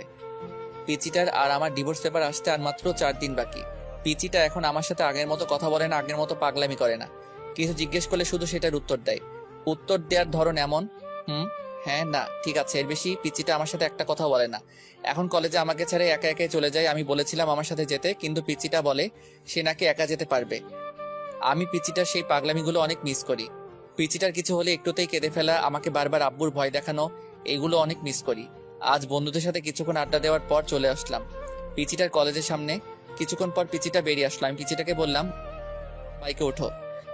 পিচিটা কিছু না বলে আমাকে পাশ কাটিয়ে একটা রিক্সাতে উঠে গেল। আমি পিচিটার কাণ্ড দেখে বোকা বনে গেলাম। যে মেয়েটা আমার বাইকের পেছনে উঠতে সবসময় পাগল হয়ে থাকতো, সেই মেয়ে আজ আমার সামনে দিয়ে একটা রিক্সাতে উঠলো। আমার কেন জানি বুকের ভেতরটায় অনেক কষ্ট ফিল হচ্ছে। আমার এরকম কষ্ট হচ্ছে কেন? তাহলে কি আমি মেয়েটাকে ভালোবেসে ফেলেছি? সত্যি কি আমি মেয়েটাকে ভালোবেসে ফেলেছি? নিজেই নিজেকে প্রশ্ন করতে লাগলাম। সেখানে দাঁড়িয়ানা থেকে বাড়িতে চলে আসলাম। রুমে ঢুকে দেখলাম মেয়েটা গোসল করে বাথরুম থেকে বের হচ্ছে আর টাওয়েল দিয়ে চুল মুছছে। আজ কেন জানি আমার কাছে মেয়েটাকে অন্যরকম লাগছে। বারবার পিচিটার দিকে চোখ যাচ্ছে। পিচিটার মুখটা আজ এত ফ্যাকাশে লাগছে কেন? অনেকক্ষণ ধরে দেখছি পিচিটা মনমরা হয়ে কি যেন একটা ভাবছে। পিচিটা আয়নার সামনে দাঁড়িয়ে ছিল। আমি বললাম, তোমার কি কিছু হয়েছে? মেয়েটা আমার কথায় পিছনে ঘুরে আমার দিকে কিছুক্ষণ প্রশ্নবোধক দৃষ্টিতে তাকিয়ে রইল। তারপর মুখটা মলিন করে শুধু একটা শব্দ বলল, না। মেয়েটা রুম থেকে বেরিয়ে গেল। আমি বুঝলাম না মেয়েটা আমার দিকে এরকম ভাবে তাকালো কেন। মেয়েটা কি চোখের ভাষা দিয়ে আমাকে কিছু বোঝাতে চাইছিল? রাত 10:30। আমি আগে খাবার শেষ করে রুমে এসে মেয়েটার জন্য অপেক্ষা করছিলাম। মেয়েটা এতক্ষণ ধরে আসছে না কেন? আমি রুম থেকে বের হয়ে মেয়েটাকে ডাকতে লাগলাম, দিয়া, এই দিয়া। আসছি। দৌড়াতে দৌড়াতে মেয়েটা রুমে আসলো, আমার সামনে এসে দাঁড়ালো। হাঁপাতে হাঁপাতে বলল, কিছু বলবে? এতক্ষণ ধরে রুমে আসছিলে না, তার জন্যই ডাকলাম। আর কিছু বলবে না? আমি জানি মেয়েটা আমার মুখ থেকে কি শুনতে চাইছে। আমি মেয়েটার আমার জন্য এরকম অস্থিরতা দেখে মনে মনে হাসতে লাগলাম। তারপর মুখে একটা হাসি এনে বললাম, না, আর কি বলবো। ও, মেয়েটা কিছুক্ষণ নীরব থেকে আবার বলল, আমি কাল সকালে চলে যাচ্ছি। আমি অবাক হয়ে বললাম, চলে যাচ্ছ মানে? কোথায় চলে যাচ্ছ? আমাদের ডিভোর্স পেপার চলে এসেছে। সকালে একটা লোক এসে পেপারটা দিয়ে গেছিল। মেয়েটা আলমারি থেকে ডিভোর্স পেপার বের করে আমার সামনে আনলো। তারপর পেপারটা আমাকে দেখিয়ে বলল, এই পেপারটায় সাইন করার আগে আমাকে একটাবার বউ বলে ডাকবে। শুধু একটা বার আমাকে বউ বলে ডাকো প্লিজ। আমি কিছু না বলে রুম থেকে বেরিয়ে গেলাম। ঘরের বাইরে এসে বাইকটা নিয়ে বেরিয়ে পড়লাম। বাইক চালাচ্ছি আর মনে মনে ভাবছি, তোমাকে শুধু একবার না, সারা জীবন বউ বলে ডাকবো, আমার পিচ্চি বউ। বাইকের স্পিড বাড়িয়ে দিলাম। একটা ফুলের দোকানের সামনে এসে বাইক থামালাম। তারপর অনেকগুলো গোলাপ ফুল কিনে একটা শাড়ির দোকানে এসে লাল একটা শাড়ি কিনলাম। আজ পিচ্চিটাকে নিয়ে সব আবার নতুন করে শুরু করব। শাড়ি আর গোলাপ নিয়ে একরকম দৌড়েই ঘরে ঢুকলাম। তাড়াহুড়ো করে সিঁড়ি দিয়ে উপরে উঠতে যাব, তখনই সিঁড়িতে একটা হোঁচট খেলাম। হোঁচট খেয়ে আমার পায়ের একটা নখ উল্টে রক্ত বেরোচ্ছে, সেদিকে আমার খেয়াল নাই। রুমে ঢুকে বললাম, দিয়া, আমি চলে এসেছি।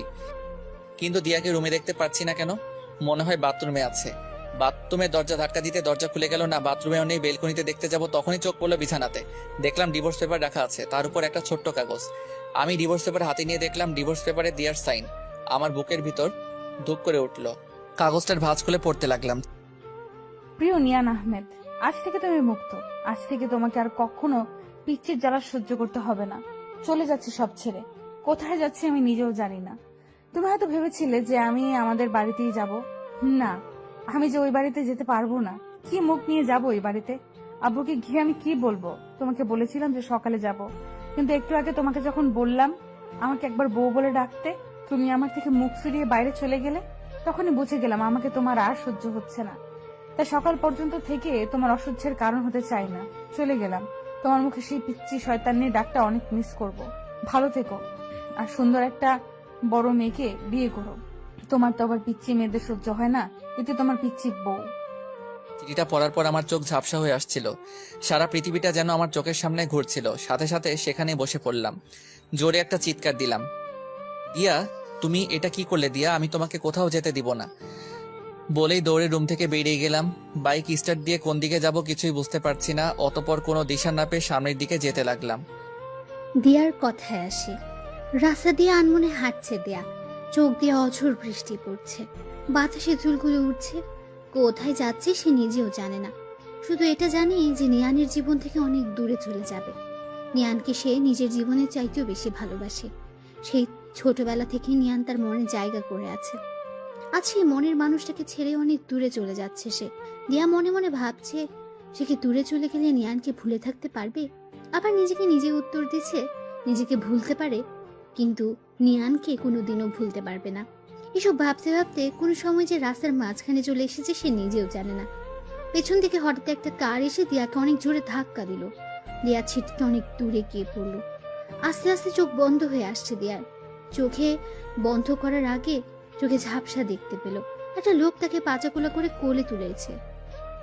অন্য হয় দিয়াকে এদিক সেদিক খুঁজে বেড়াচ্ছি, কিন্তু কোথাও খুঁজে পাচ্ছি না। কোথায় গেল মেয়েটা? তাহলে কি মেয়েটাকে আর খুঁজে পাবো না? আর খুঁজে পাবো না সেই কথা মনে পড়তেই বাইক থামিয়ে বাইক থেকে নেমে সেখানে রাস্তার পাশে বসে পড়লাম।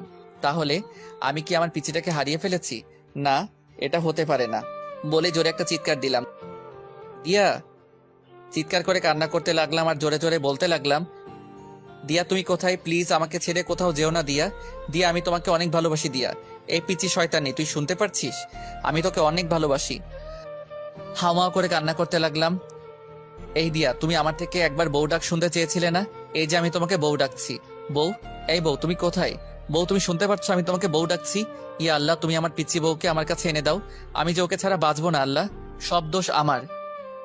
বলেই পাশে ল্যাম্পপোস্টে নিজের মাথা বাড়ি দিতে লাগলাম। বাড়ি দিতে দিতে একসময় আমার মাথা দিয়ে রক্ত ঝরতে লাগলো, তবু আমি থামছি না, মাথা বাড়ি দিয়েই চলছি। হঠাৎ আমার চোখে অন্ধকার হয়ে আসলো, আমার মাথা ঘুরতে লাগলো।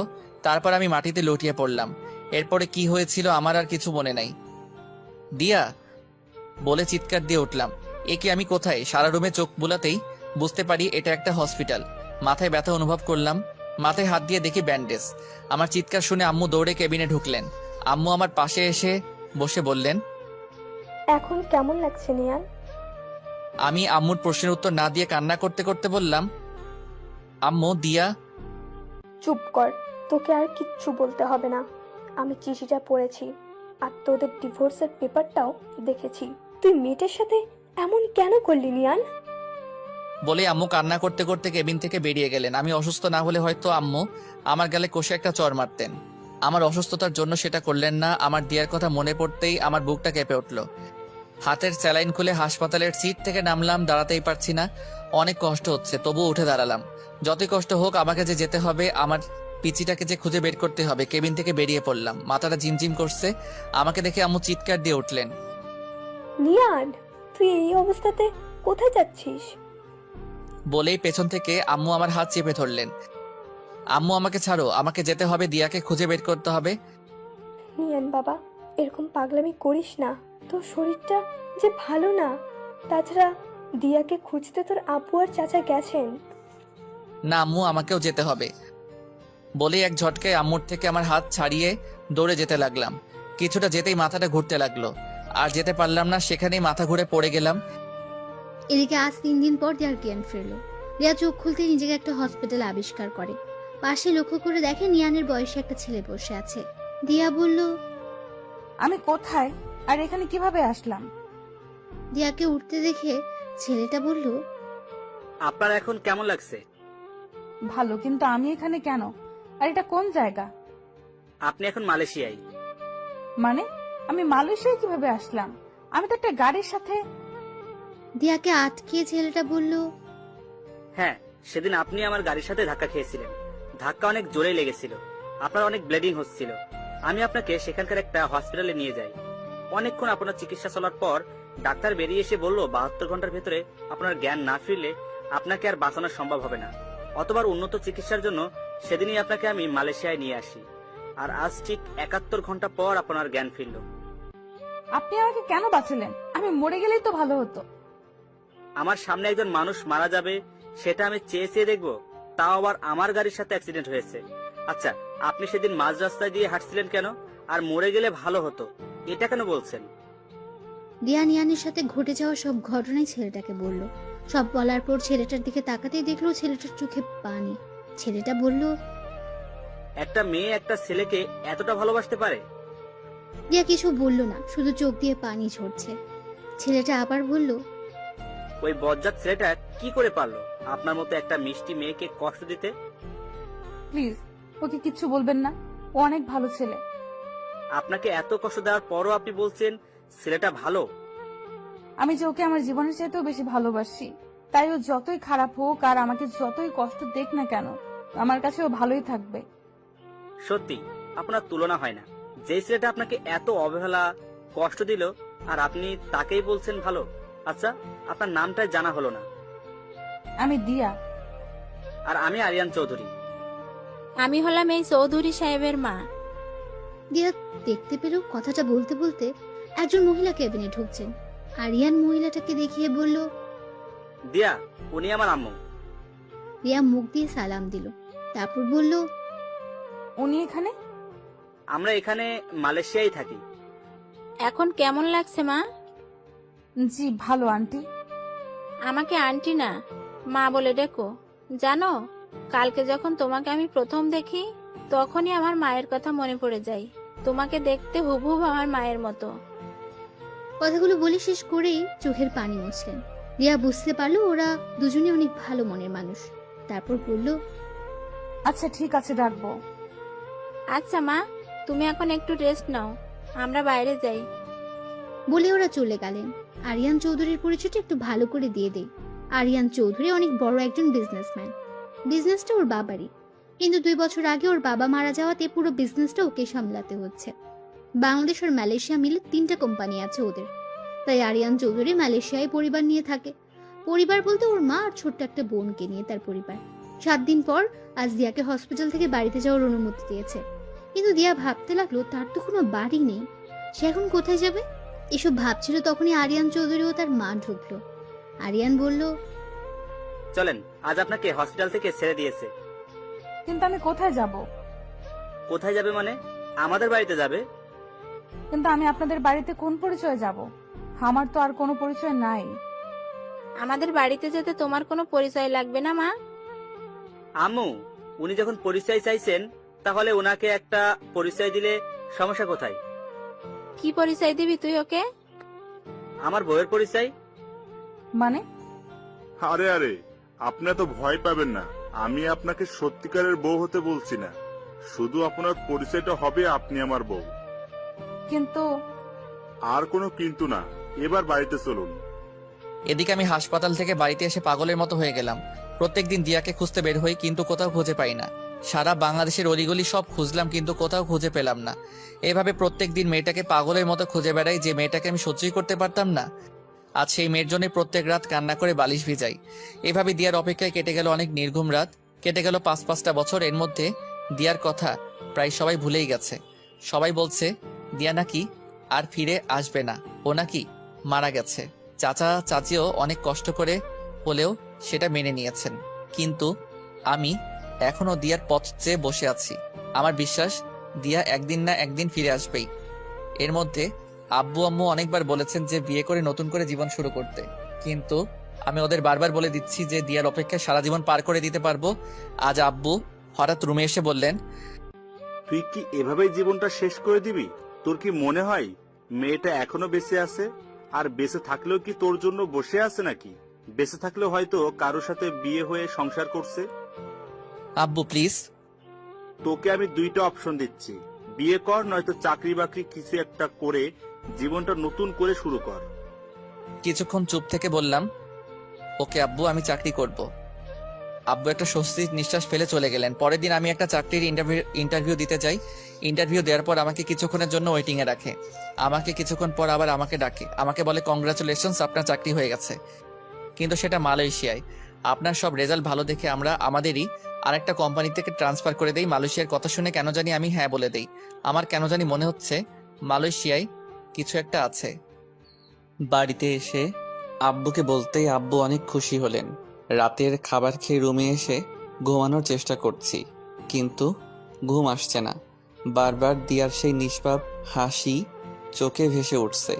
জানি শেষ রাত বা মধ্যরাত ছাড়া আমার ঘুম আসবে না। গত 5 বছর ধরে এরকমটাই হয়ে আসছে। হঠাৎ মোবাইলের আওয়াজে ভাবনার জগৎ থেকে বেরিয়ে আসলাম। মোবাইল হাতে নিয়ে দেখি সে অচেনা নাম্বার থেকে আবার ফোন এসেছে। গত 5 বছর ধরে অনেকগুলো অচেনা নাম্বার থেকে আমার মোবাইলে ফোন আসে। ফোন রিসিভ করলে কেউ ওপাশে কিছু বলে না, শুধু আমি একটা ছোট্ট বাচ্চার হাউমাউ শুনতে পাই। অনেকবার বিরক্ত হয়ে অনেকগুলো নাম্বার ব্লক মেরেছি, কিন্তু কোনো কাজ হয় না। একটা ব্লক মারলে অন্য আরেকটা নাম্বার দিয়ে ফোন দেয়।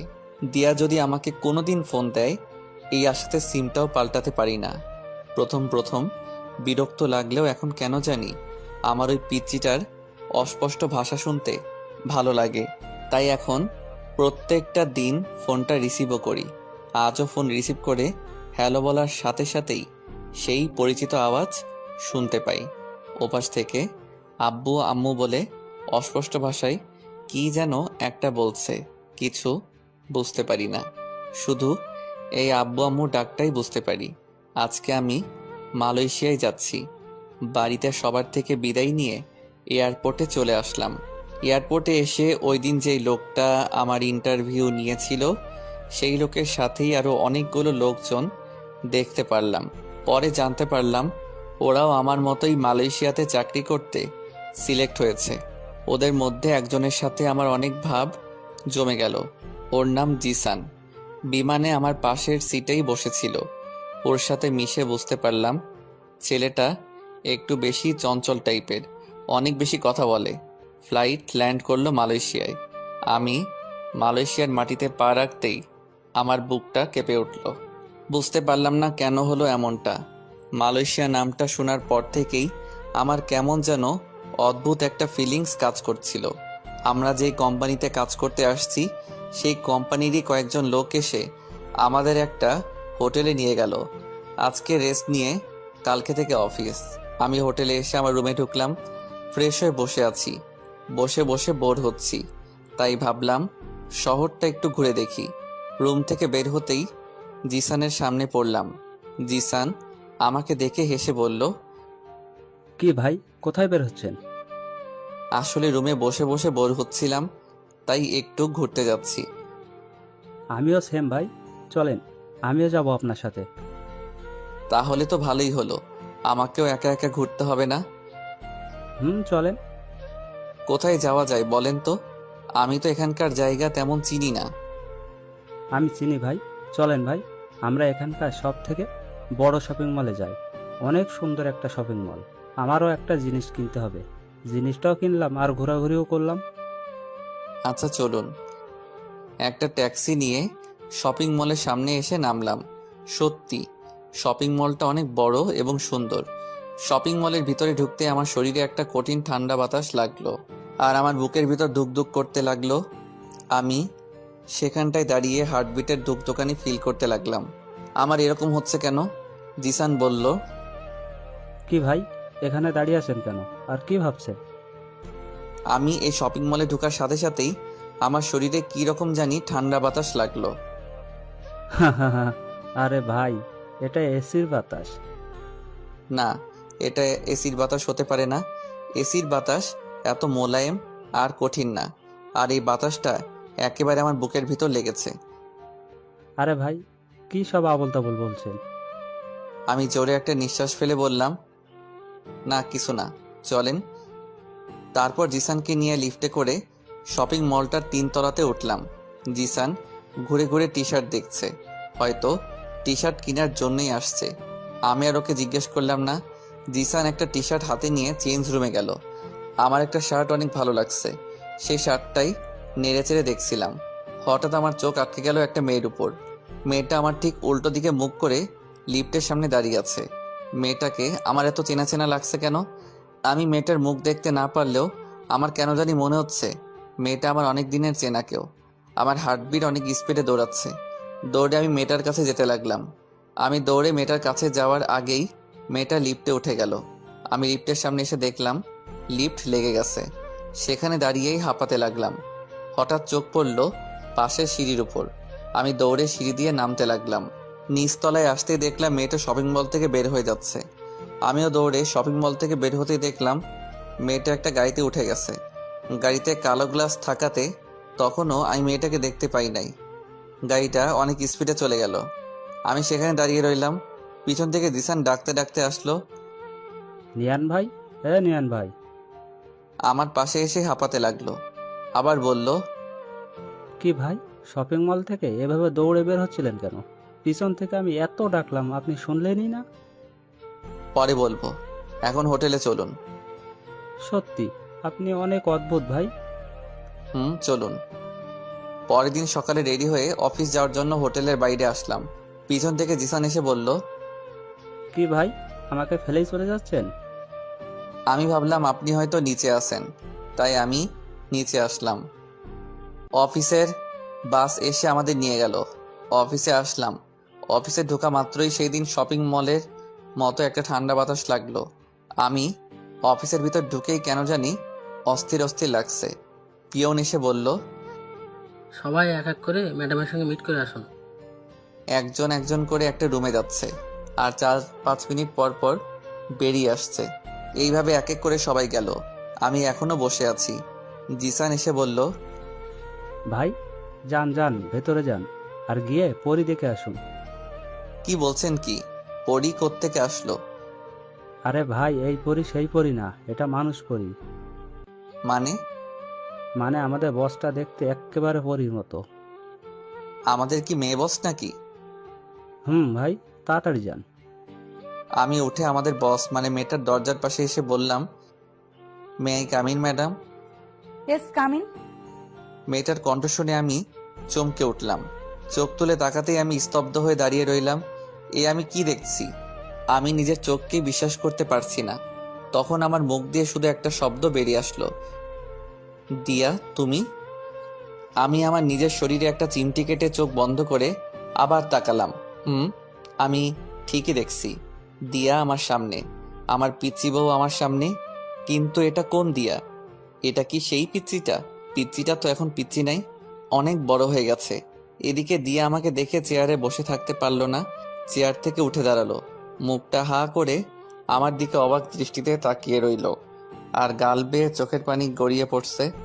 আমি যেই দিয়ার কাছে এগিয়ে গিয়ে কিছু বলতে যাব, তখনই আমার পিছন থেকে একটা বাচ্চা বলে উঠল, আম্মু। আমি পিছনে তাকিয়ে দেখলাম একটা লোকের কোলে 3 থেকে 4 বছর বয়সী একটা বাচ্চা। লোকটা হয়তো ড্রাইভার, কিন্তু বাচ্চাটা আম্মু বলল কাকে? বাচ্চাটা সেই ড্রাইভারটার কোল থেকে নেমে ছোট ছোট পায়ে দৌড়ে গিয়ে আম্মু আম্মু বলতে বলতে দিয়ার কোলে উঠল। আমার মাথায় যেন আকাশ ভেঙে পড়ল। তার মানে সেদিনের আব্বুর কথাটাই সত্যি হলো। দিয়া অন্য কারোর সাথে বিয়ে হয়ে সংসার করছে, আর তার প্রমাণ হলো এই বাচ্চাটা। আমার সেখানে দাঁড়িয়ে থাকতে কষ্ট হচ্ছে, বুকের ভিতর অনেক কষ্ট ফিল হচ্ছে। মনে হচ্ছে কেউ বুকে হাতুড়ি দিয়ে পিটাচ্ছে। আমি কিছুক্ষণ ওদের মা মেয়েকে দেখে কেবিন থেকে বেরিয়ে যেতে লাগলাম। পিছন থেকে দিয়া ডাক দিল, এই যে শুনুন। আমি ঘুরে দিয়ার চোখের দিকে তাকালাম। দিয়া একবার আমার চোখের দিকে তাকিয়ে আবার চোখ নিচে নামিয়ে বলল, অফিসের বসকে কোনোদিন নাম ধরে ডাকতে নেই, এই ভুলটা যেন আর না হয়। আমি দিয়ার কণ্ঠে রাগ মান অভিমান ফিল করলাম। কিছুক্ষণ দিয়ার দিকে তাকিয়ে থেকে বললাম, জি ম্যাডাম। বলে আমি আবার বেরিয়ে যেতে লাগলাম। পিছন থেকে দিয়ার মেয়েটা দৌড়ে এসে আমার হাত ধরলো আর তুতলিয়ে তুতলিয়ে বলল, আঙ্কেল, আমি তোমাকে চিনি। আমি মেয়েটাকে কোলে নিয়ে গালে একটা চুমু দিয়ে বললাম, কিভাবে চিনো মামুনি? তোমাকে আমি আম্মুর ফোনে দেখেছি। মেয়েটার কথা শুনে আমি দিয়ার দিকে তাকালাম। দিয়া মেয়েটাকে ধমক দিয়ে বলল, হিয়া, এদিকে আসো বলছি। না আমি যাব না, আমি আঙ্কেলের কাছে থাকবো। বলেই আমার গলা 2 হাত দিয়ে শক্ত করে জড়িয়ে ধরলো। টিয়া রেগে সেখান থেকে উঠে এসে মেয়েটাকে আমার কোলে থেকে টেনে নিয়ে নিল। মেয়েটা কান্না শুরু করে দিল, তারপর অন্যদিকে মুখ করে দিয়া বলল, আপনি এখন আসতে পারেন আর গিয়ে আপনার কাজ শুরু করে দেন। আমি সেখান থেকে বেরিয়ে আসলাম। নিয়ান বেরিয়ে যাওয়ার সাথে সাথে দিয়া ক্যাবিনের দরজাটা লক করে এসে কান্না করতে লাগলো। দিয়ার চিৎকার দিয়ে কান্না করতে ইচ্ছে করছে, কিন্তু অফিস বলে সেটা করতে পারছে না। দিয়া হাত দিয়ে মুখ চেপে কান্না করতে লাগলো। কান্না করছে আর বলছে, আমি কি করে পারলাম আমার নিয়ানের সাথে এরকম ভাবে কথা বলতে? যাকে আমি আমার জীবনের চাইতেও বেশি ভালোবাসি তাকে আমি কি করে পারলাম এরকম অপমান করতে? এগুলো বলছে আর মুখ চেপে কান্না করছে দিয়া। দিয়ার মেয়েটা তার মার কান্না দেখে বলল, আম্মু তুমি কেঁদো না, আমি আর যাবো না ওই আঙ্কেলটার কাছে। দিয়া ওর মেয়েকে জড়িয়ে ধরে কান্না করতে লাগলো আর বলল, তুই ওর কাছে যাওয়াতে আমি কাঁদছি না, তুই ওর কাছে যাওয়াতে আমি আরো খুশি হয়েছি। বলে দিয়া মেয়েটার কপালে একটা চুমু খেলো। দিয়া এখন বুঝতে পারলো কালকে শপিং মলে তার মনে হয়েছিল যে নিয়ান তার আশেপাশে ছিল, তার মানে সত্যি নিয়ান শপিং মলে ছিল। দিয়া চোখের পানি মুছে জোরে একটা নিঃশ্বাস নিল। এখন দিয়ার ভেতরটা একটু হালকা লাগছে, কারণ আজ 5-5টা বছর পর নিয়ানকে সে দেখলো। আমি সামনে আগাচ্ছি আর ভাবছি এটাই আমার প্রাপ্য ছিল। আমি মেয়েটাকে একসময় কত কষ্ট দিয়েছি, এখন মেয়েটার চেয়ে দ্বিগুণ কষ্ট আমি পাচ্ছি। হ্যাঁ, এটাই আমার প্রাপ্য। আমাকে অনেকক্ষণ পর কেবিন থেকে বেরিয়ে আসতে দেখে জিসান এগিয়ে আসলো, এসে বলল, কি ভাই, এতক্ষণ ধরে? আমাদের পরিবস আপনার কি পরীক্ষা নিচ্ছিল? সাবধান ভাই, অন্য কোনো ধান্দায় পড়েন না। আমাদের পরিবসটা কিন্তু ম্যারিড, আর আমাদের ম্যাডামের হাজবেন্ড হচ্ছে এই সারা কোম্পানির মালিক। ও আচ্ছা। আপনার মুখটা এমন লাগছে কেন ভাই? আপনার কি কিছু হয়েছে? না ভাবি, কিছু হয় নাই। আব্বু আম্মুর কথা একটু মনে পড়ছে, তাই একটু মন খারাপ। আচ্ছা চলুন ভাই, এখন কাজে লেগে পড়ি। আমি আমার ডেস্কে গিয়ে বসলাম। আমার ডান সাইডে একটা মালয়েশিয়ান ছেলে আর বাঁ সাইডে একটা মেয়ে, দেখে মনে হচ্ছে বাংলাদেশি। এই অফিসের প্রায় লোকই বাংলাদেশি। মেয়েটা আমাকে তার পাশে বসতে দেখে বলল, হাই, আমি রাইসা রহমান। বলেই আমার দিকে তার একটা হাত বাড়িয়ে দিল। আমি হাত বাড়িয়ে হ্যান্ডশেক করতে করতে বললাম, আপনি কি বাংলাদেশি? জি, একটা কথা বলবো। হ্যাঁ বলুন। আপনি দেখতে অনেক হ্যান্ডসাম আর কিউট। আমি কিছু বললাম না, কষ্ট করে শুধু একটা হাসি দিলাম। আমি কম্পিউটার অন করার সাথে সাথেই দিয়ার মেয়েটা এসে হাজির। আঙ্কেল আঙ্কেল বলে আমার কোলে উঠে এসে বসলো। আমি বললাম, তুমি আবার আমার কাছে আসছো কেন? তোমার আম্মু বকবে তো? না বকবে না, আমি আম্মুকে বলে এসেছি। আচ্ছা, তোমার নাম কি মামনি? হিয়া। দিয়ার ওর মেয়ের নামটা নিজের নামের সাথে মিল রেখেই রাখছে। আমি 2 হাত দিয়ে ওর গাল টিপে বললাম, খুব সুন্দর নাম, আর তুমিও অনেক কিউট মামনি। আঙ্কেল, আমি তোমাকে এটা কই? বলেই ওর ছোট্ট ছোট্ট হাত দিয়ে আমার গাল টিপে ধরে হাসতে লাগলো। হিয়ার হাসি দেখে আমি ওর দিকে তাকিয়ে রইলাম। হিয়া সেফ দিয়ার মতোই হাসে।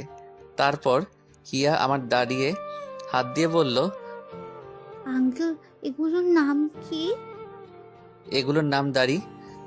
হিয়া নিজের গালে হাত নিয়ে মুখ গোমড়া করে বলল, আমার নাই কেন? হিয়ার কথা শুনে আমার হাসি চলে আসলো। আমি ওর কথা শুনে হাসতে হাসতে বললাম, তোমার কোনোদিনও উঠবে না মামনি, কারণ তুমি মেয়ে। আচ্ছা মামনি, তোমার আব্বু এখন কই? আব্বুকে? সে কি, তুমি তোমার আব্বুকে চিনো না? কি ওর আব্বুকে পাপা বলে ডাকে? হঠাৎ কারো কথায় পিছন ফিরে তাকিয়ে দেখলাম দিয়া। দিয়াকে দেখে আমি বসা থেকে উঠে দাঁড়ালাম। দিয়া কথাটা বলে আমার দিকে তাকিয়ে রইল। আমি ওর থেকে চোখ নামিয়ে বললাম, সরি ম্যাডাম, আসলে আপনার মেয়ে আমার কাছে। আমাকে বলতে না দিয়ে দিয়া বলল, ইটস ওকে। তারপর দিয়া হিয়াকে আমার পাশ থেকে তুলে নিয়ে যেতে যেতে বলল, চলো হিয়া, কিছু খাবে? বাড়ি থেকে না খেয়ে চলে এসেছো। আমার দিকে একবার তাকিয়ে চলে যেতে লাগলো। পাশ থেকে রাইসা এতক্ষণ আমাদের দেখছিল। আমাকে বলল, আমাদের ম্যাডাম কি আপনার পরিচিত কেউ? আমি মেয়েটার প্রশ্ন শুনে চুপ করে রইলাম। আমি মেয়েটাকে কি বলবো কিছু বুঝে উঠতে পারতেছি না। জি। রাইসা আমাকে আর কিছু প্রশ্ন করার আগেই আমি বললাম, এক্সকিউজ মি, আমি একটু আসছি। বলেই আমি অফিসের ওয়াশরুমের দিকে যেতে লাগলাম। অফিস শেষে আমি আর জিসান দাঁড়িয়ে আছি অফিসের বাইরে। অফিস বাসের জন্য অপেক্ষা করছিলাম। জিসান আমাকে বলল, ভাই আপনি এখানে দাঁড়ান, আমি গিয়ে দেখে আসছি বাসটা এখন আসছে না কেন। এই বলে জিসান চলে গেল। আমি একা একা আনমনে দাঁড়িয়ে আছি। পেছন থেকে দিয়া হিয়াকে কোলে নিয়ে বের হলো। হিয়া আমাকে দেখে দিয়ার কোল থেকে নেমে দৌড়ে আমার কাছে আসলো। আমার সামনে এসে একটা হাসি দিয়ে বলল, আঙ্কেল মাথা নিচু করো। আমি মাথা নিচু করতেই হিয়া আমার গালে একটা চুমু খেলো। তারপর হিয়া দিয়ার কাছে গিয়ে ওর হাত ধরে টানতে লাগলো। কি হলো হিয়া, আমাকে টানছো কেন? আসো না আম্মু। হিয়া দিয়াকে টানতে টানতে আমার সামনে নিয়ে এলো। দিয়া আমার দিকে একবার তাকিয়ে চোখ নিচে নামিয়ে নিল। হিয়া বলল, আম্মু আঙ্কেলকে চুমু দাও। আমরা দুজনই দুজনের দিকে চোখ বড় বড় করে তাকালাম। দিয়া লজ্জায় লাল হয়ে গেল। তারপর হিয়াকে ধমক দিয়ে বলল, এসব কি হচ্ছে? প্লিজ ম্যাডাম, ওকে বকবেন না, আমি ওকে বুঝিয়ে বলছি। আমি হাঁটু গেড়ে বসে হিয়ার গালে হাত দিয়ে বললাম, হিয়া মামুনি শোনো, তোমার আম্মু তোমার আব্বুকে মানে তোমার বাবাকে ছাড়া অন্য কোনো ছেলেকে চুমু খেতে পারবে না। কিন্তু আম্মু তো পাপাকে চুমু দেয় না, আম্মু তো তোমার ফটো দিচ্ছ। দিয়া হিয়ার মুখ চেপে ধরলো। তারপর হিয়াকে কোলে নিয়ে বলল, চলো হিয়া, দেরি হয়ে যাচ্ছে। বলেই আমার দিকে একবার তাকিয়ে গাড়িতে উঠে গেল। গাড়িতে উঠে হিয়া আমাকে হাত নাড়িয়ে টাটা দিতে লাগলো। আমি ওকে হাত নাড়িয়ে টাটা দিলাম। আমিও হোটেলে চলে আসলাম। রুমে ঢুকে শার্টটা খুলে একটা টাওয়েল নিয়ে বাথরুমে ঢুকলাম। বাথরুমে ঢুকে শাওয়ারটা ছেড়ে শাওয়ারের নিচে দাঁড়িয়ে রইলাম। বুকের ভিতরটা অনেক ভারী লাগছে। অনেক কষ্ট জমে আছে বুকের ভিতরে। আমার দোষে আমি আমার পিচ্চি বউটাকে হারালাম। সেদিন যদি আমি ওকে সারপ্রাইজ দেওয়ার জন্য ঘর থেকে বেরিয়ে না যেতাম, তাহলে আজ আমাকে ওকে এই অবস্থাতে দেখতে হতো না। আমার চোখের পানি আর শাওয়ারের পানি এক হয়ে নিচে পড়ছে। আমার পিচ্চিটা এখন আর আমার নেই, এখন সে অন্য কারো বউ, অন্য একজনের মেয়ের মা। যখন ওর মেয়েটা আমার কাছে আসে, জানি না কেন জানি আমি সব কষ্ট ভুলে যাই। এখন আমি নিজেকে একটা কথা ভেবেই সান্ত্বনা দিচ্ছি যে যাই হোক, আমার পিচ্চিটা তো সুখে আছে, ও সুখে থাকলেই হলো, আমার আর কিছু চাই না। দিয়ার সুখে আমার সুখ। অনেকক্ষণ শাওয়ার নিচে থাকার পর বাথরুম থেকে বেরিয়ে আসলাম। পরের দিন অফিসে যাওয়ার জন্য জিসান রেডি হয়ে আমার রুমে এসে বলল, কি ভাই আপনি এখনো রেডি হন নাই? অফিস বাস চলে আসছে তো। জিসান ভাই, আপনি অফিস বাস দিয়ে চলে যান, আমি পরে একটা ট্যাক্সি নিয়ে চলে যাব। আচ্ছা ঠিক আছে, আমি যাই। আপনি দেরি করবেন না কিন্তু, নতুন নতুন অফিস জয়েন করেছেন, দেরি করলে সমস্যা হতে পারে কিন্তু। আচ্ছা। আমি ভাবতে লাগলাম আমার কি আর দিয়ার সামনে যাওয়া ঠিক হবে? ও যখন সুখে আছে তাহলে থাক না সুখে, আমি কেন ওর পথের কাঁটা হয়ে দাঁড়াবো? তাই ভাবলাম আমি আর দিয়ার সামনে যাব না। এদিকে হিয়া অনেকক্ষণ ধরে ওর মাকে বলে যাচ্ছে, আম্মু আঙ্কেল আসছে না কেন। হিয়া প্রতিদিন দিয়ার সাথে অফিসে আসে। দিয়া ওর মেয়েকে বলছে, আসবে, এক্ষুনি চলে আসবে। এদিকে দিয়াও চিন্তায় পড়ে। দিয়া মনে মনে ভাবতে লাগলো, অফিস বাস তো সে কখন চলে আসলো, কিন্তু নিয়ান আসলো না কেন অফিস বাসে? নিয়ান কি আর আসবে না অফিসে? নিয়ান তো আমাকে সহ্যই করতে পারে না, তাহলে কি আমার জন্য সে আর অফিসে আসবে না? আমার নিয়ানকে কি আমি আর দেখতে পারবো না? নিয়ানকে সে আর দেখতে পারবে না। সে কথা মনে পড়তে দিয়ার বুকের ভেতর ধুক করে উঠলো, চোখ দিয়ে পানি বেরিয়ে আসলো। এতক্ষণ সে তার ক্যাবিনের সামনে দাঁড়িয়ে ছিল। হঠাৎ খেয়াল হলো নিয়ান অফিসে ঢুকছে। দিয়ার চোখে মুখে হাসি ফুটে উঠলো। হিয়া নিয়ানকে দেখতে পেয়ে দৌড়ে গিয়ে নিয়ানের পা দুটো জড়িয়ে ধরলো। আমি হিয়াকে টেনে কোলে তুললাম, গালে একটা চুমু দিলাম। হ্যাঁ, আজ ওর জন্য অফিসে আসতে হলো। আমি যে দিয়ার মেয়েটার মায়ায় পড়ে গেছি। আঙ্কেল, আমি তোমার সাথে কথা বলবো না, তুমি এত দেরি করে আসলে কেন? সরি। দেখি কিউটিটার মুখটা।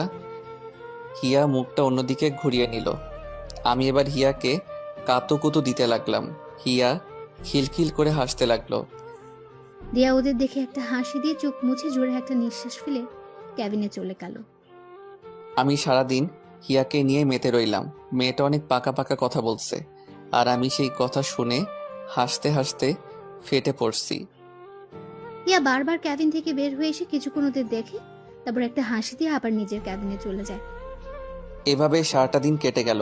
জিসান এসে বলল, ভাই হোটেল যাবেন না? অফিস তো শেষ হয়ে গেল।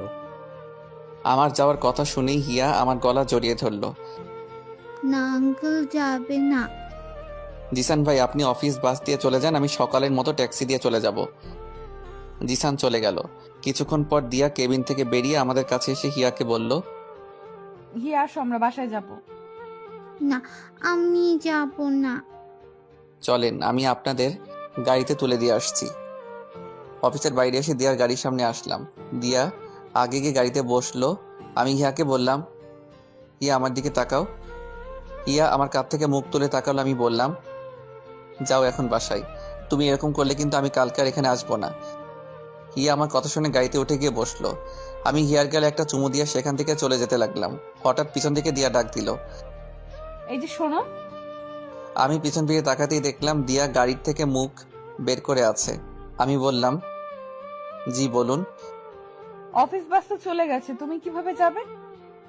দিয়ার মুখে তুমি ডাক শুনে ওর দিকে অবাক চোখে তাকিয়ে রইলাম। দিয়া আবার বলল, আমি তোমাকে কিছু প্রশ্ন করছি। ও জি, আমি ট্যাক্সি দিয়ে চলে যাব। তুমি যদি কিছু মনে না করো, আমি তোমাকে পৌঁছে দিতে পারি। থ্যাংক ইউ, লাগবে না, আমি চলে যেতে পারবো। দিয়া মুখটা কালো করে ফেললো। হিয়া বলল, আঙ্কেল চলো না আমাদের সাথে। আমি হিয়ার মুখের দিকে তাকিয়ে না করতে পারলাম না। উঠে গেলাম ওদের গাড়িতে। আমি এক পাশে আর দিয়া আরেক পাশে, আর হিয়া মাঝখানে। হিয়া আমার কোলে উঠে এসে বসলো। কেউ কোনো কথা বলছি না।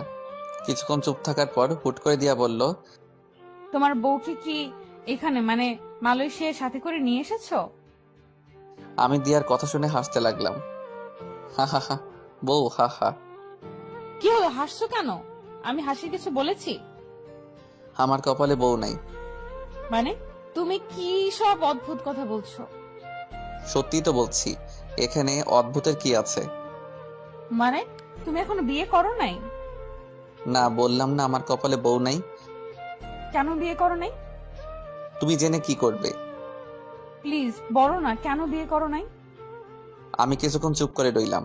তারপর দিয়ার চোখে চোখ রেখে বললাম, তোমার জন্য। আমার জন্য মানে? সেদিন রাতে আমি কিছু একটা ভেবে চুপ করে রইলাম। দিয়া কি এখন এসব বলা ঠিক হবে? দিয়া তো সুখেই আছে, ওকে এসব বলে কি ওর কষ্ট বাড়ানো ঠিক হবে? দিয়া আমাকে চুপ করে থাকতে দেখে বলল, বলো না সেদিন রাতে কি? না কিছু না। দিয়া এবার আমার হাত ধরে হিয়ার মাথায় নিয়ে গেল। তারপর বলল, ও তো ছোট্ট ফেরেশতা মানুষ, আমি জানি তুমি ওর মাথায় হাত রেখে মিথ্যা বলতে পারবে না। আমি এবার কি বলবো কিছু বুঝে উঠতে পারছি না। হিয়ার মাথায় হাত রেখে আমি আবার মিথ্যা বলতে পারবো না। আমি বললাম, দিয়া থাক না এসব, এখন আর জেনে কি করবে? তুমি বলবে কিনা বলো। আমি এবার বলতে শুরু করলাম, আসলে সেদিন রাতে তুমি যখন আমার মুখ থেকে একবার বউ ডাক শুনতে চেয়েছিলে, তখন আমি ঘর থেকে বেরিয়ে গিয়েছিলাম জানো। সেদিন আমি তোমাকে সারপ্রাইজ দেওয়ার জন্য রুম থেকে বেরিয়ে গিয়েছিলাম।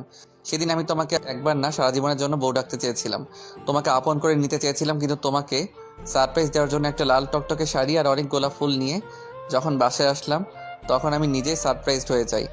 এসে দেখি তুমি রুমে নাই। তারপর যখন তোমার চিঠি আর ডিভোর্স পেপারে সাইন দেখলাম, তখন আমার সারা দুনিয়া অন্ধকার হয়ে এসেছিল। তারপর 5-5টা বছর তোমার অপেক্ষায় তোমাকে খুঁজতে খুঁজতে কাটিয়ে দেই। সবাই তো ভেবে নিয়েছিল যে তুমি আর বেঁচে নেই, কিন্তু একমাত্র আমিই জানতাম তোমাকে আমি একদিন না একদিন খুঁজে পাবো। কিন্তু এভাবে যে পেয়েও তোমাকে হারাতে হবে সেটা ভাবিনি। আমি এক নিঃশ্বাসে কথাগুলো বলে ফেললাম। দিয়ার দিকে তাকিয়ে দেখলাম গাল বেয়ে চোখের পানি গড়িয়ে পড়ছে। আমার দিকে মায়া ভরা চোখে তাকিয়ে আছে। আমারও চোখ দিয়ে পানি বের হয়ে এসেছিল। আমি সেটা মুছে দিয়ে দিয়াকে বললাম, এই পাগলি কাঁদছো কেন? আমি কিন্তু এখন আর কষ্ট পাচ্ছি না, কারণ তুমি সুখে আছো। তোমার সুখেই আমার সুখ। দিয়ার এখন অনেক ইচ্ছে করছে নিয়ানকে জড়িয়ে ধরতে, কিন্তু ধরলো না। নিজেকে কন্ট্রোল করলো আর মনে মনে বলতে লাগলো, আমাকে এতদিন অনেক কষ্ট দিয়েছো, এখন আমার নিজের কিছু কষ্ট পাওয়া প্রাপ্য। দিয়ার ভেতরে ভেতরে অনেক খুশি হচ্ছে এই ভেবে যে তার নিয়ান তাকে ভালোবাসে। তার জন্য সে এতটা বছর অপেক্ষা করলো, কিন্তু সে খুশিটা প্রকাশ করলো না। চোখের পানি মুছে চুপ করে বসে রইল আর বারবার নিয়ানের দিকে আর চোখে তাকাতে লাগলো। আজ নিয়ানকে কেন জানি দিয়ার কাছে অন্যরকম লাগছে। হিয়া আমার কোলেই ঘুমিয়ে পড়ল। আমার বুকে মাথা রেখে 2 হাত দিয়ে গলা জড়িয়ে ধরে ঘুমিয়ে আছে। আমি ওকে 2 হাত দিয়ে আঁকড়ে ধরে আছি। আমার হোটেলের কাছে চলে আসলাম। আমি হিয়াকে দিয়ার কোলে দিলাম।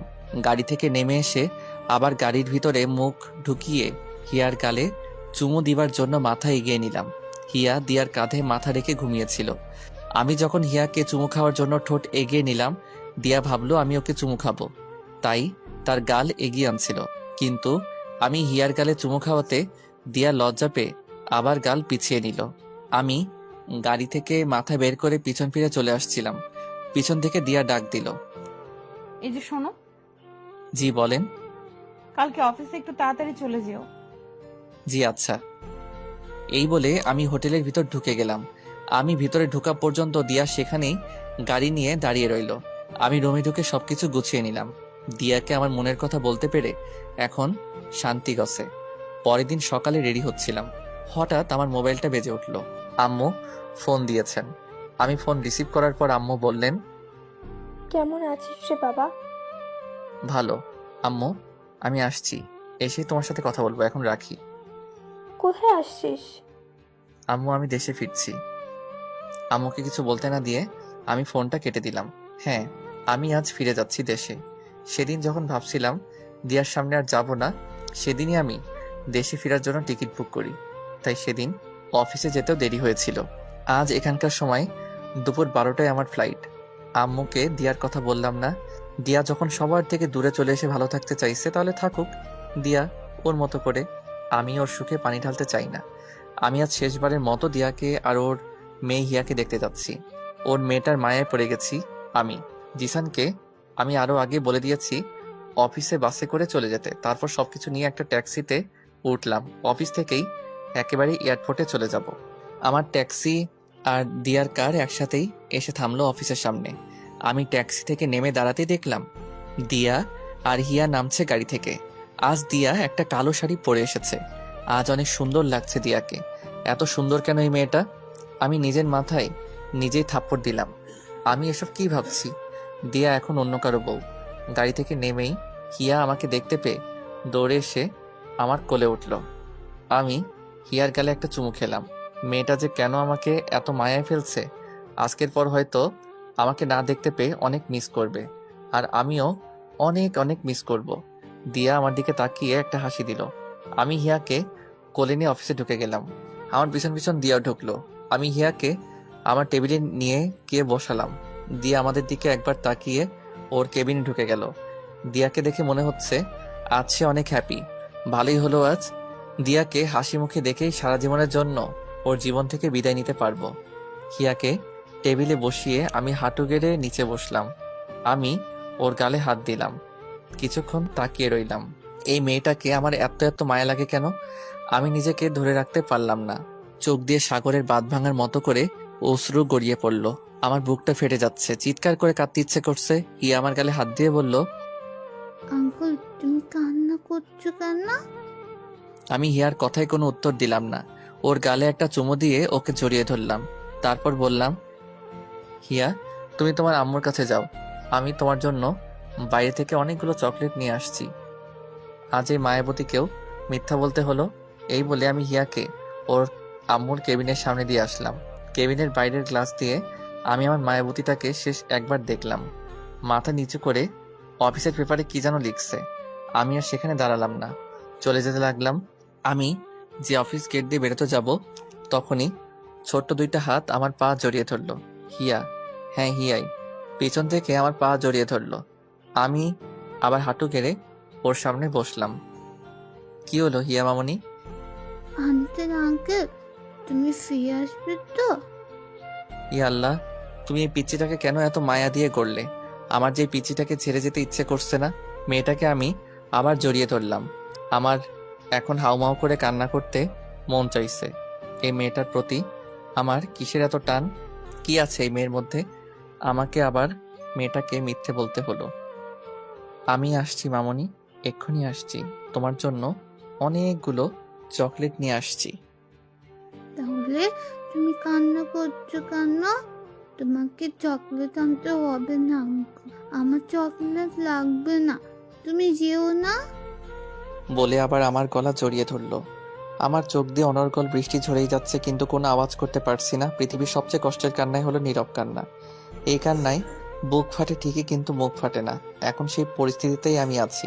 আমি হিয়াকে আমার থেকে ছাড়িয়ে আরো একটা মিথ্যা বললাম। এই যে মামনি, ওই যে দেখা যাচ্ছে দোকান, সেখান থেকেই আমি আসছি। তুমি তোমার আম্মুর কাছে যাও। হিয়া মুখটা কালো করে চলে গেল। আমি ট্যাক্সিকে বলেছিলাম আমি আসার আগ পর্যন্ত দাঁড়িয়ে থাকতে। ট্যাক্সিটা এখনো দাঁড়িয়ে আছে। আমি ট্যাক্সি তুলতে যাব, তখনই জিসান আমাকে ডাক দিল। এই যে নিয়ান ভাই, কোথায় যাচ্ছেন ভাই? আপনি অনেক ভালো জিসান ভাই, এই কদিনে আমাকে অনেক আপন করে নিয়েছেন। আমি দেশে ফিরে যাচ্ছি ভাই। মানে এই তো কদিন হলো এখানে আসছেন। আমি আর এদেশে থাকতে চাই না ভাই। আসি ভাই, ভালো থাকবেন। এই বলে আমি ট্যাক্সিতে উঠে গেলাম। এদিকে হিয়া নিয়ান চলে যাওয়ার পর ওর আম্মুর ক্যাবিনে যায়। নিয়ান যেখানে বসে কাজ করতো সেখানে বসে। আধা ঘন্টা হয়ে গেল, নিয়ান এখন আসছে না। এদিকে দিয়া ভাবলো একবার ওদের দেখে আসে। দিয়া ক্যাবিন থেকে বের হয়ে এসে দেখে হিয়া একা একা গালে হাত দিয়ে বসে আছে। দিয়া এগিয়ে গিয়ে বলল, তোমার আঙ্কেল কই গেছে হিয়া? আমার জন্য চকলেট আনতে গেছে, কিন্তু জানো আম্মু, আঙ্কেল সে কখন গেছে, এখনো আসছে না। আর জানো আম্মু, আঙ্কেল বাইরে যাওয়ার সময় অনেক কান্না করছে। দিয়ার বুক ধুক করে উঠল। নিয়ান কান্না করলো কেন? তাহলে কি নিয়ান? দিয়া হিয়াকে কোলে নিয়ে জিশানের কাছে গেল। নিয়ানকে সে অনেকবার জিশানের সাথে দেখেছে। জিশান দিয়াকে দেখেই বসা থেকে উঠে দাঁড়ালো। ম্যাডাম কিছু বলবেন? নিয়ান কোথায় গেছে? নিয়ান ভাই তো আজ দেশে চলে যাচ্ছে। কি? এ বলে দিয়া হিয়াকে নিয়ে বেরিয়ে যেতে লাগলো। জিশান কিছুই বুঝতে পারলো না। নিয়ান দেশে চলে যাচ্ছে শুনে তার ম্যাডাম কেন এরকম রিয়াক্ট করলো। দিয়া নিজের গাড়িতে উঠে ড্রাইভারকে বলল, তাড়াতাড়ি এয়ারপোর্টে চলেন। দিয়াকে কান্না করতে দেখে হিয়া জিজ্ঞেস করলো, আম্মু তুমি কান্না করছো কেন? আর আঙ্কেল কই গেছে? কোথাও যাই নাই মা, আমরা এক্ষুনি খুঁজে বের করব। বলেই হিয়াকে জড়িয়ে ধরে কান্না করতে লাগলো দিয়া। ড্রাইভারকে বলল, আর একটু জোরে চালান না। ড্রাইভার গাড়ির স্পিড অনেক বাড়িয়ে দিল। আমার পাসপোর্ট ভিসা চেক করছিল একজন গার্ড। আমি এক্ষুনি এয়ারপোর্টের ভিতরে ঢুকে যাব, আর বেশিক্ষণ বাকি নাই আমার ফ্লাইট ছাড়তে। গার্ড আমার সবকিছু চেক করে বলল আমার সবকিছু ঠিক আছে, আমি এখন ভিতরে যেতে পারি। আমি যেই ভিতরে যাওয়ার জন্য পা বাড়ালাম, হঠাৎ পিছন থেকে কে যেন আমাকে জড়িয়ে ধরলো। আমি পিছনে ফিরে তাকাতেই দেখলাম দিয়া। দিয়া, তুমি এখানে? একাই চলে যাচ্ছ? তোমার বউকে আর তোমার মেয়েকে নিয়ে যাবে না একসাথে করে? আমার মেয়ে মানে? হিয়া তোমার মেয়ে। সেদিন তুমি যখন আমাকে পিলটা দিয়েছিলে সেদিন আমি খাইনি, ফেলে দিয়েছিলাম। দিয়ার কথা শুনে খুশিতে আমার কান্না চলে আসলো। আমি দিয়ার দুই গালে হাত দিয়ে চোখের পানি ফেলতে ফেলতে বললাম, হিয়া আমার মেয়ে, আমার মেয়ে। এই বলে আমি দিয়াকে জড়িয়ে ধরলাম। দিয়াও কান্না করছে। তারপর আমার থেকে নিজেকে ছাড়িয়ে বলল, এই ছাড়ো ছাড়ো, কি করছো? সবাই দেখছে। আমার বউকে আমি জড়িয়ে ধরেছি, তাতে কার কি? তাই বলে মানুষ কি ফ্রিতে সিনেমা দেখাবে? বলে বাবালে, আমার পিচ্চিটা দেখে অনেক পাকনা হয়ে গেছে। এই ছাড়ো, আমি কি এখন আর পিচ্ছি রয়ে গেছি নাকি? আমি তো এখন অনেক বড় হয়ে গেছি। তুমি যতই বড় হও না কেন, আমার কাছে সে আগের পিচ্চি হয়ে থাকবে, আমার পিচ্চি বউ। এখন আসছে প্রেম দেখাতে, তখন তো আমাকে কত কষ্ট দিয়েছিলে। হ্যাঁ দিয়েছিলাম, তাই তো তোমার চেয়ে দ্বিগুণ কষ্ট আমি এই 5টা বছরে পেলাম। আর আমি কি কম কষ্ট পাইছি এই 5 বছরে? জানো, প্রত্যেক দিন তোমার কথা মনে পড়তো, তোমাকে অনেক মিস করতাম, তাই প্রত্যেক দিন তোমাকে ফোন দিতাম শুধুমাত্র তোমার মুখ থেকে একটা শব্দ শোনার জন্য। শব্দ না শুনতে পারলেও তোমার নিঃশ্বাসের আওয়াজ শুনলেই আমার মন শান্ত হতো। কি ওই অপরিচিত নাম্বারটা তুমি ছিলে? আমার মেয়েটা কই গো? গাড়িতে আছে, চলো। গাড়ির ভিতরে ঢুকতেই হিয়া আমাকে দেখে আঙ্কেল আঙ্কেল বলে জড়িয়ে ধরলো। আমি বললাম, আঙ্কেল না মামুনি আব্বু বলো। আব্বু কেন? এখন থেকে আব্বুই বলবে। আমি হিয়াকে আমার কোলে নিয়ে ওর চোখে মুখে অনেকগুলো চুমু দিলাম। দিয়া আমাদের বাবা মেয়ের মিলন দেখে হাসতে লাগলো। আমি হিয়াকে বললাম, চলো আম্মু, আমরা এখন বাংলাদেশে যাব। বলে আমি হিয়াকে কোলে নিয়ে গাড়ি থেকে নেমে দিয়ার হাত ধরে টানতে লাগলাম। দিয়া বলল, এই কোথায় যাচ্ছ? কেন, দেশে যাবা না? পাসপোর্ট টিকিট ছাড়া কিভাবে যাব আমরা? ও আমি তো ভুলে গেছিলাম। তো এখন আমরা কই যাব? আমি যে বাড়িতে আমার জীবনের 5টা বছর কাটিয়েছি সেই বাড়িতে। ওদের থেকেও তো বিদায় নিতে হবে।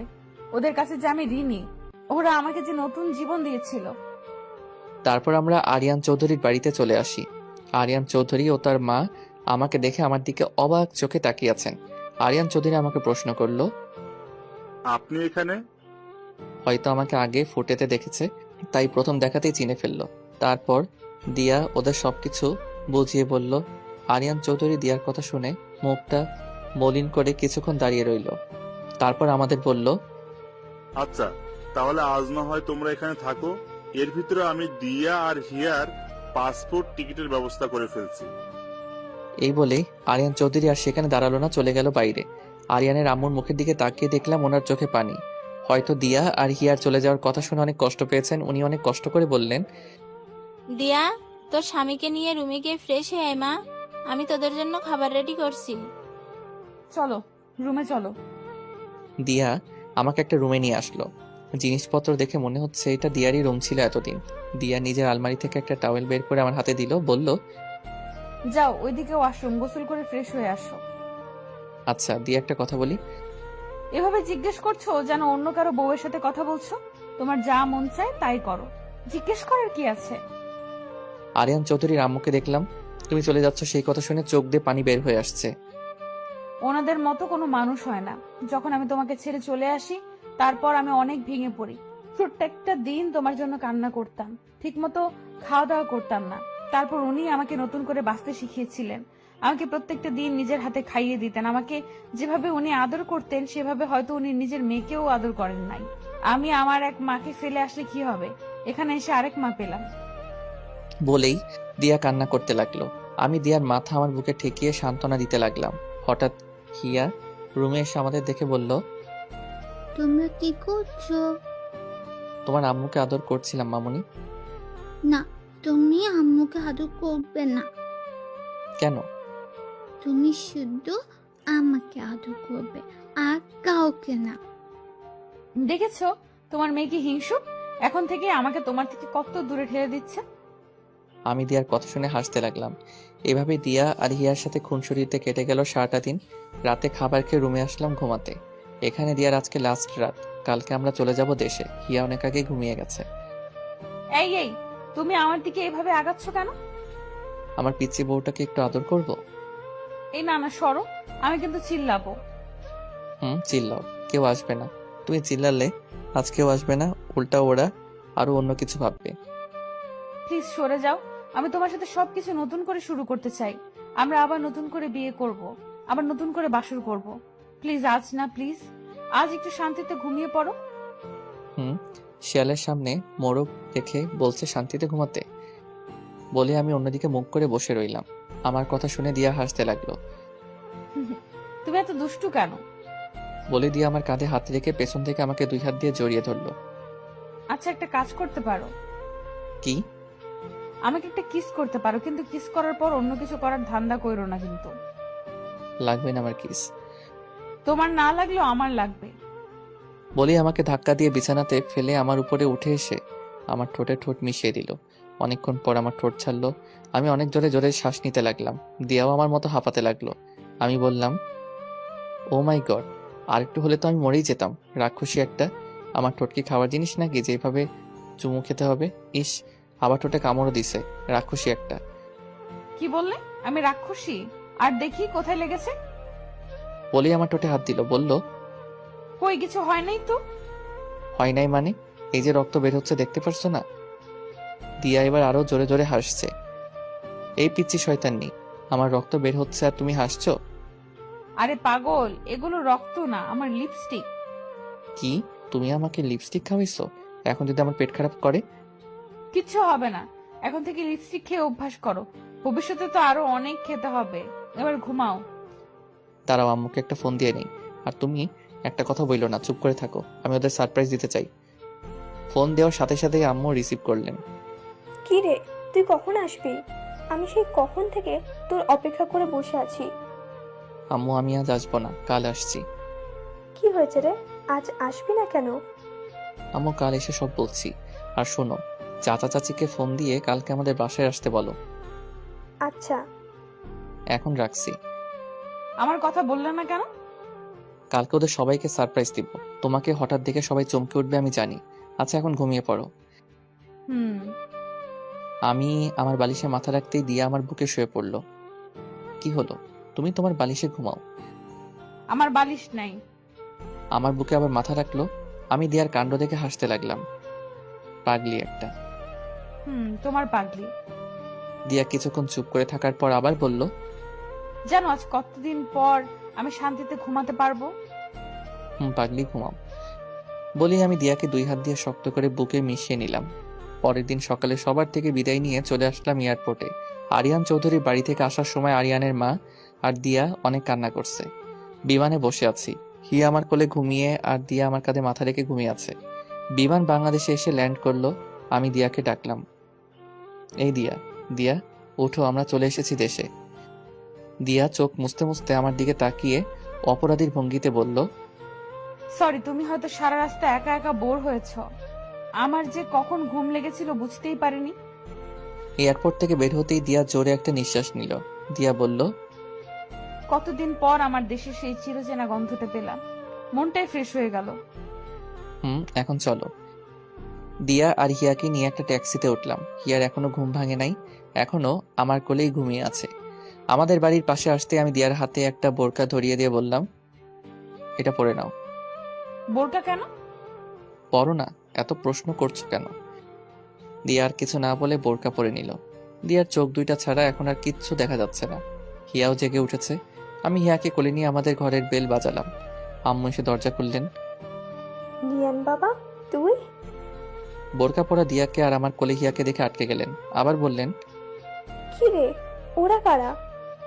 বলছি আগে ঘরে তো ঢুকতে দাও। আমি ভিতরে ঢুকে দেখলাম আব্বু, চাচা, চাচি, আদিবা, শিহাব সবাই ড্রয়িং রুমে বসে আছে। আমাকে সবাই একসাথে প্রশ্ন করলেন যে ওরা কারা। আমি দিয়াকে দেখিয়ে বললাম, ও আমার বউ। সবাই অবাক হয়েছে, খুশি হলেন।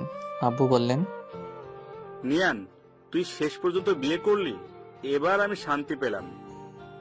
আম্মু দিয়াকে বললেন, মুখোশটা খুলো বৌমা, দেখি আমার বৌমা কত সুন্দর। দিয়া আমার দিকে তাকিয়ে চোখের ইশারায় প্রশ্ন করলো খুলবে কিনা। আমি মাথা নাড়িয়ে হ্যাঁ বললাম। দিয়া নেকআপটার পিছনে হাত দিয়ে ফিতাটা খুললো। খুলে আস্তে আস্তে মুখ থেকে নেকআপটা সরালো।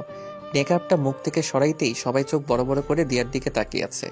দিয়াকে চিনতে ওদের কিছুটা কষ্ট হচ্ছে, কারণ এই 5 বছরে দিয়া অনেক পাল্টে গেছে। সবার চিনতে কষ্ট হলেও চাচা ঠিকই চিনে নিলেন। মুখ দিয়ে একটা শব্দ করলেন, দিয়া মা। চাচা দাঁড়াতে পারলেন না, সোফাতে বসে পড়লেন। চাচার মুখে দিয়া ডাক শুনে এবার সবাই চিনে গেল। চাচি দৌড়ে এসে দিয়াকে জড়িয়ে ধরে হাউমাউ করে দুজনেই কান্না করতে লাগলো। চাচা এখনো সোফাতে বসে আছেন আর চোখ দিয়ে অনর্গল পানি ফেলছেন। এবার দিয়া চাচিকে ছেড়ে ওর আব্বুর দিকে এগিয়ে যেতে লাগলো। চাচার পাশে গিয়ে ধপাস করে বসে পড়লো চাচার পায়ের কাছে। চাচা দিয়ার থেকে মুখ ফিরিয়ে বসে আছেন। দিয়া এবার চাচার পা জড়িয়ে হাউমাউ করে কান্না করতে লাগলো আর বলতে লাগলো, আমাকে মাফ করে দাও বাবা, আমাকে তুমি মাফ করে দাও। চাচার পায়ে মাথা ঠেকিয়ে কান্না করছে। দিয়ার কান্না দেখে আমিও নিজেকে ধরে রাখতে পারলাম না। চোখ দিয়ে কয়েক ফোঁটা পানি গড়িয়ে পড়ল। আশেপাশে সবাই দিয়ার কান্না দেখে কান্না করছে। এবার চাচা আর নিজেকে ধরে রাখতে পারলেন না। দিয়াকে নিজের পা থেকে তুলে জড়িয়ে ধরে হাউমাউ করে কান্না করতে লাগলেন। কিছুক্ষণ কান্না করার পর দিয়াকে ছেড়ে ওর কপালে একটা চুমু খেলেন। এতক্ষণ দিয়াকে পেয়ে হিয়াকে কেউ খেয়াল করেনি। হিয়া আমার কোলে আছে। আম্মু বললেন, ও কে রে? আম্মু আমাদের মেয়ে। কি বললি? ও আমাদের দিদি ভাই? আম্মু। আম্মু হিয়াকে আমার কোল থেকে নিতে চাইলেন, কিন্তু হিয়া গেল না। আমি হিয়াকে বললাম, যাও মামনি, উনি তোমার দাদি। আমার কথা শুনে এবার হিয়া আম্মুর কোলে গেল। আম্মু হিয়ার চোখে মুখে অনেকগুলো চুমু খেলেন। হিয়াকে নিয়ে সবাই কাড়াকাড়ি করতে লাগলো। একজনের কোল থেকে আরেকজন নিচ্ছে, সবাই অনেক খুশি। আমি ওদের দেখে হাসতে লাগলাম। এবারে কতদিন পর এরকম হাসি খুশি দেখতে লাগলো। আমি দিয়ার পাশে গিয়ে ওরে কানে কানে বললাম, আমার সেদিনের ভুলের জন্য সবাই কত খুশি, কিন্তু আফসোস সেদিনের ঘটনা আমার কিচ্ছু মনে নেই। তখন আমি কিছুই ফিল করতে পারি নাই। সমস্যা নাই, সেদিন ফিল করতে পারি নাই তো কি হয়েছে, আজ আবার সবকিছু নতুন করে ফিল করে নিব। এই সরো, তোমার কি লজ্জা শরম নাই? সবাই আছে তো। আরে আমি কি সবাইকে শুনিয়ে বললাম নাকি? আমি তো তোমার কানে কানেই বললাম। রাতে কাজে এনে নতুন করে আবার আমাদের বিয়ে হলো। আজ আবার বাসর ঘর সাজানো হলো। এই নিয়ে 3টা বাসর হবে আমাদের, কিন্তু ওই 2টা ছিল অপূর্ণ বাসরাত। আজ হবে আমাদের আসল বাসরাত। দিয়া আগে থেকে বাসর ঘরে গিয়ে বসে আছে। আমি হিয়াকে খুঁজতে লাগলাম। আম্মুকে জিজ্ঞেস করতেই বললেন আদিবার রুমে আছে। আমি আদিবার রুমে এসে বললাম, ওই আদিবা, হিয়া কই? এই যে ও ঘুমিয়ে আছে। আচ্ছা দে, আমি ওকে নিয়ে যাই। আরে ভাইয়া না না, ও আমার কাছেই থাকো। তুমি যাও, গিয়ে তোমার কাজ করো। আমি আবার এখন কি কাজ করব? কেন ভাইয়া, আজ না তোমার বাসর রাত? বাসর রাতে মানুষ কি কাজ করে? ওই বুড়ি, এত পাকনা পাকনা কথা বলছিস কেন? হিয়ার দিকে খেয়াল রাখিস। তোমাকে বলতে হবে না, তুমি তোমার কাজে যাও। আমি আদিবার মাথায় একটা থাপ্পড় দিয়ে বেরিয়ে গেলাম। আমার রুমের দরজার পাশে এসে দাঁড়িয়ে আছি। ভিতরে ঢুকতে কেন জানি আমার ভয় করছে। বুকে 3বার থুতু দিয়ে রুমে ঢুকেই গেলাম, কিন্তু দিয়া কই গেল? ভাবলাম বাথরুমে হয়তো গেছে, কিন্তু বাথরুমের পাশে গিয়ে দেখি দরজা খোলা, ভিতরে কেউ নাই। আমি এবার দিয়াকে ডাকতে লাগলাম, এই দিয়া, দিয়া, এই বউ, এই পিচ্ছি বউ, এই পিচ্ছি শয়তানি, কই গেলা? হঠাৎ দিয়া বেলকনি থেকে দৌড়ে বেরিয়ে আসলো, এসে আমার সামনে দাঁড়ালো। আমি বললাম, তুমি বেলকনিতে ছিলে? এতক্ষণ ধরে ডাকলাম, শুনলেন না কেন?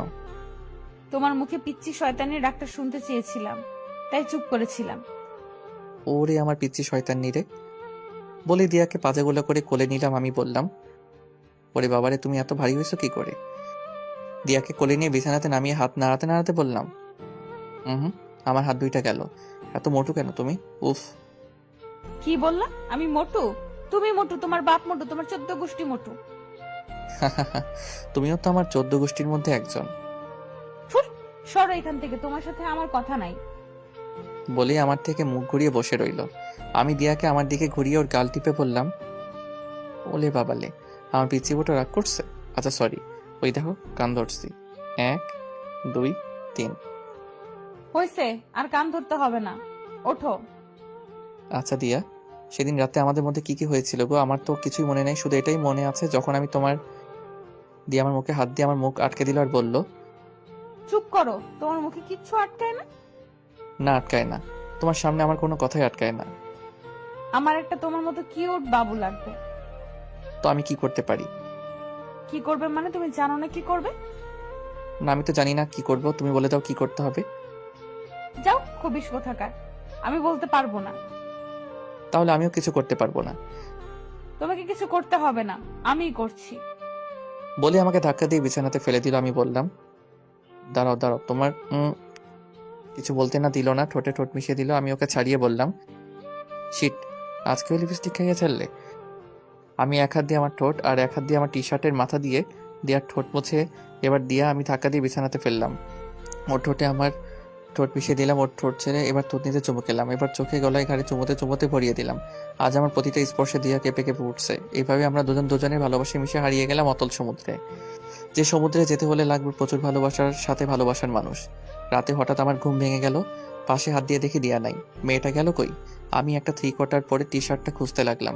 পাশে টি-শার্ট না পেয়ে খালি গায়ে বেলকনির দিকে যেতে লাগলাম। বেলকনিতে আসতেই দেখলাম পাগলিটা আনমনে দাঁড়িয়ে আছে, বাতাসে চুল উঠছে। গায়ে আমার টি-শার্টটা, হয়তো হাতের কাছে কিছু না পেয়ে আমার টি-শার্ট পরে এসেছে। আমি পিছন থেকে গিয়ে দিয়াকে জড়িয়ে ধরলাম। হুট করে কারো হাতের ছোঁয়া পেয়ে দিয়া ধরপড়ে উঠলো। আমি বললাম, আর এভাবে লাফ দিলে কেন?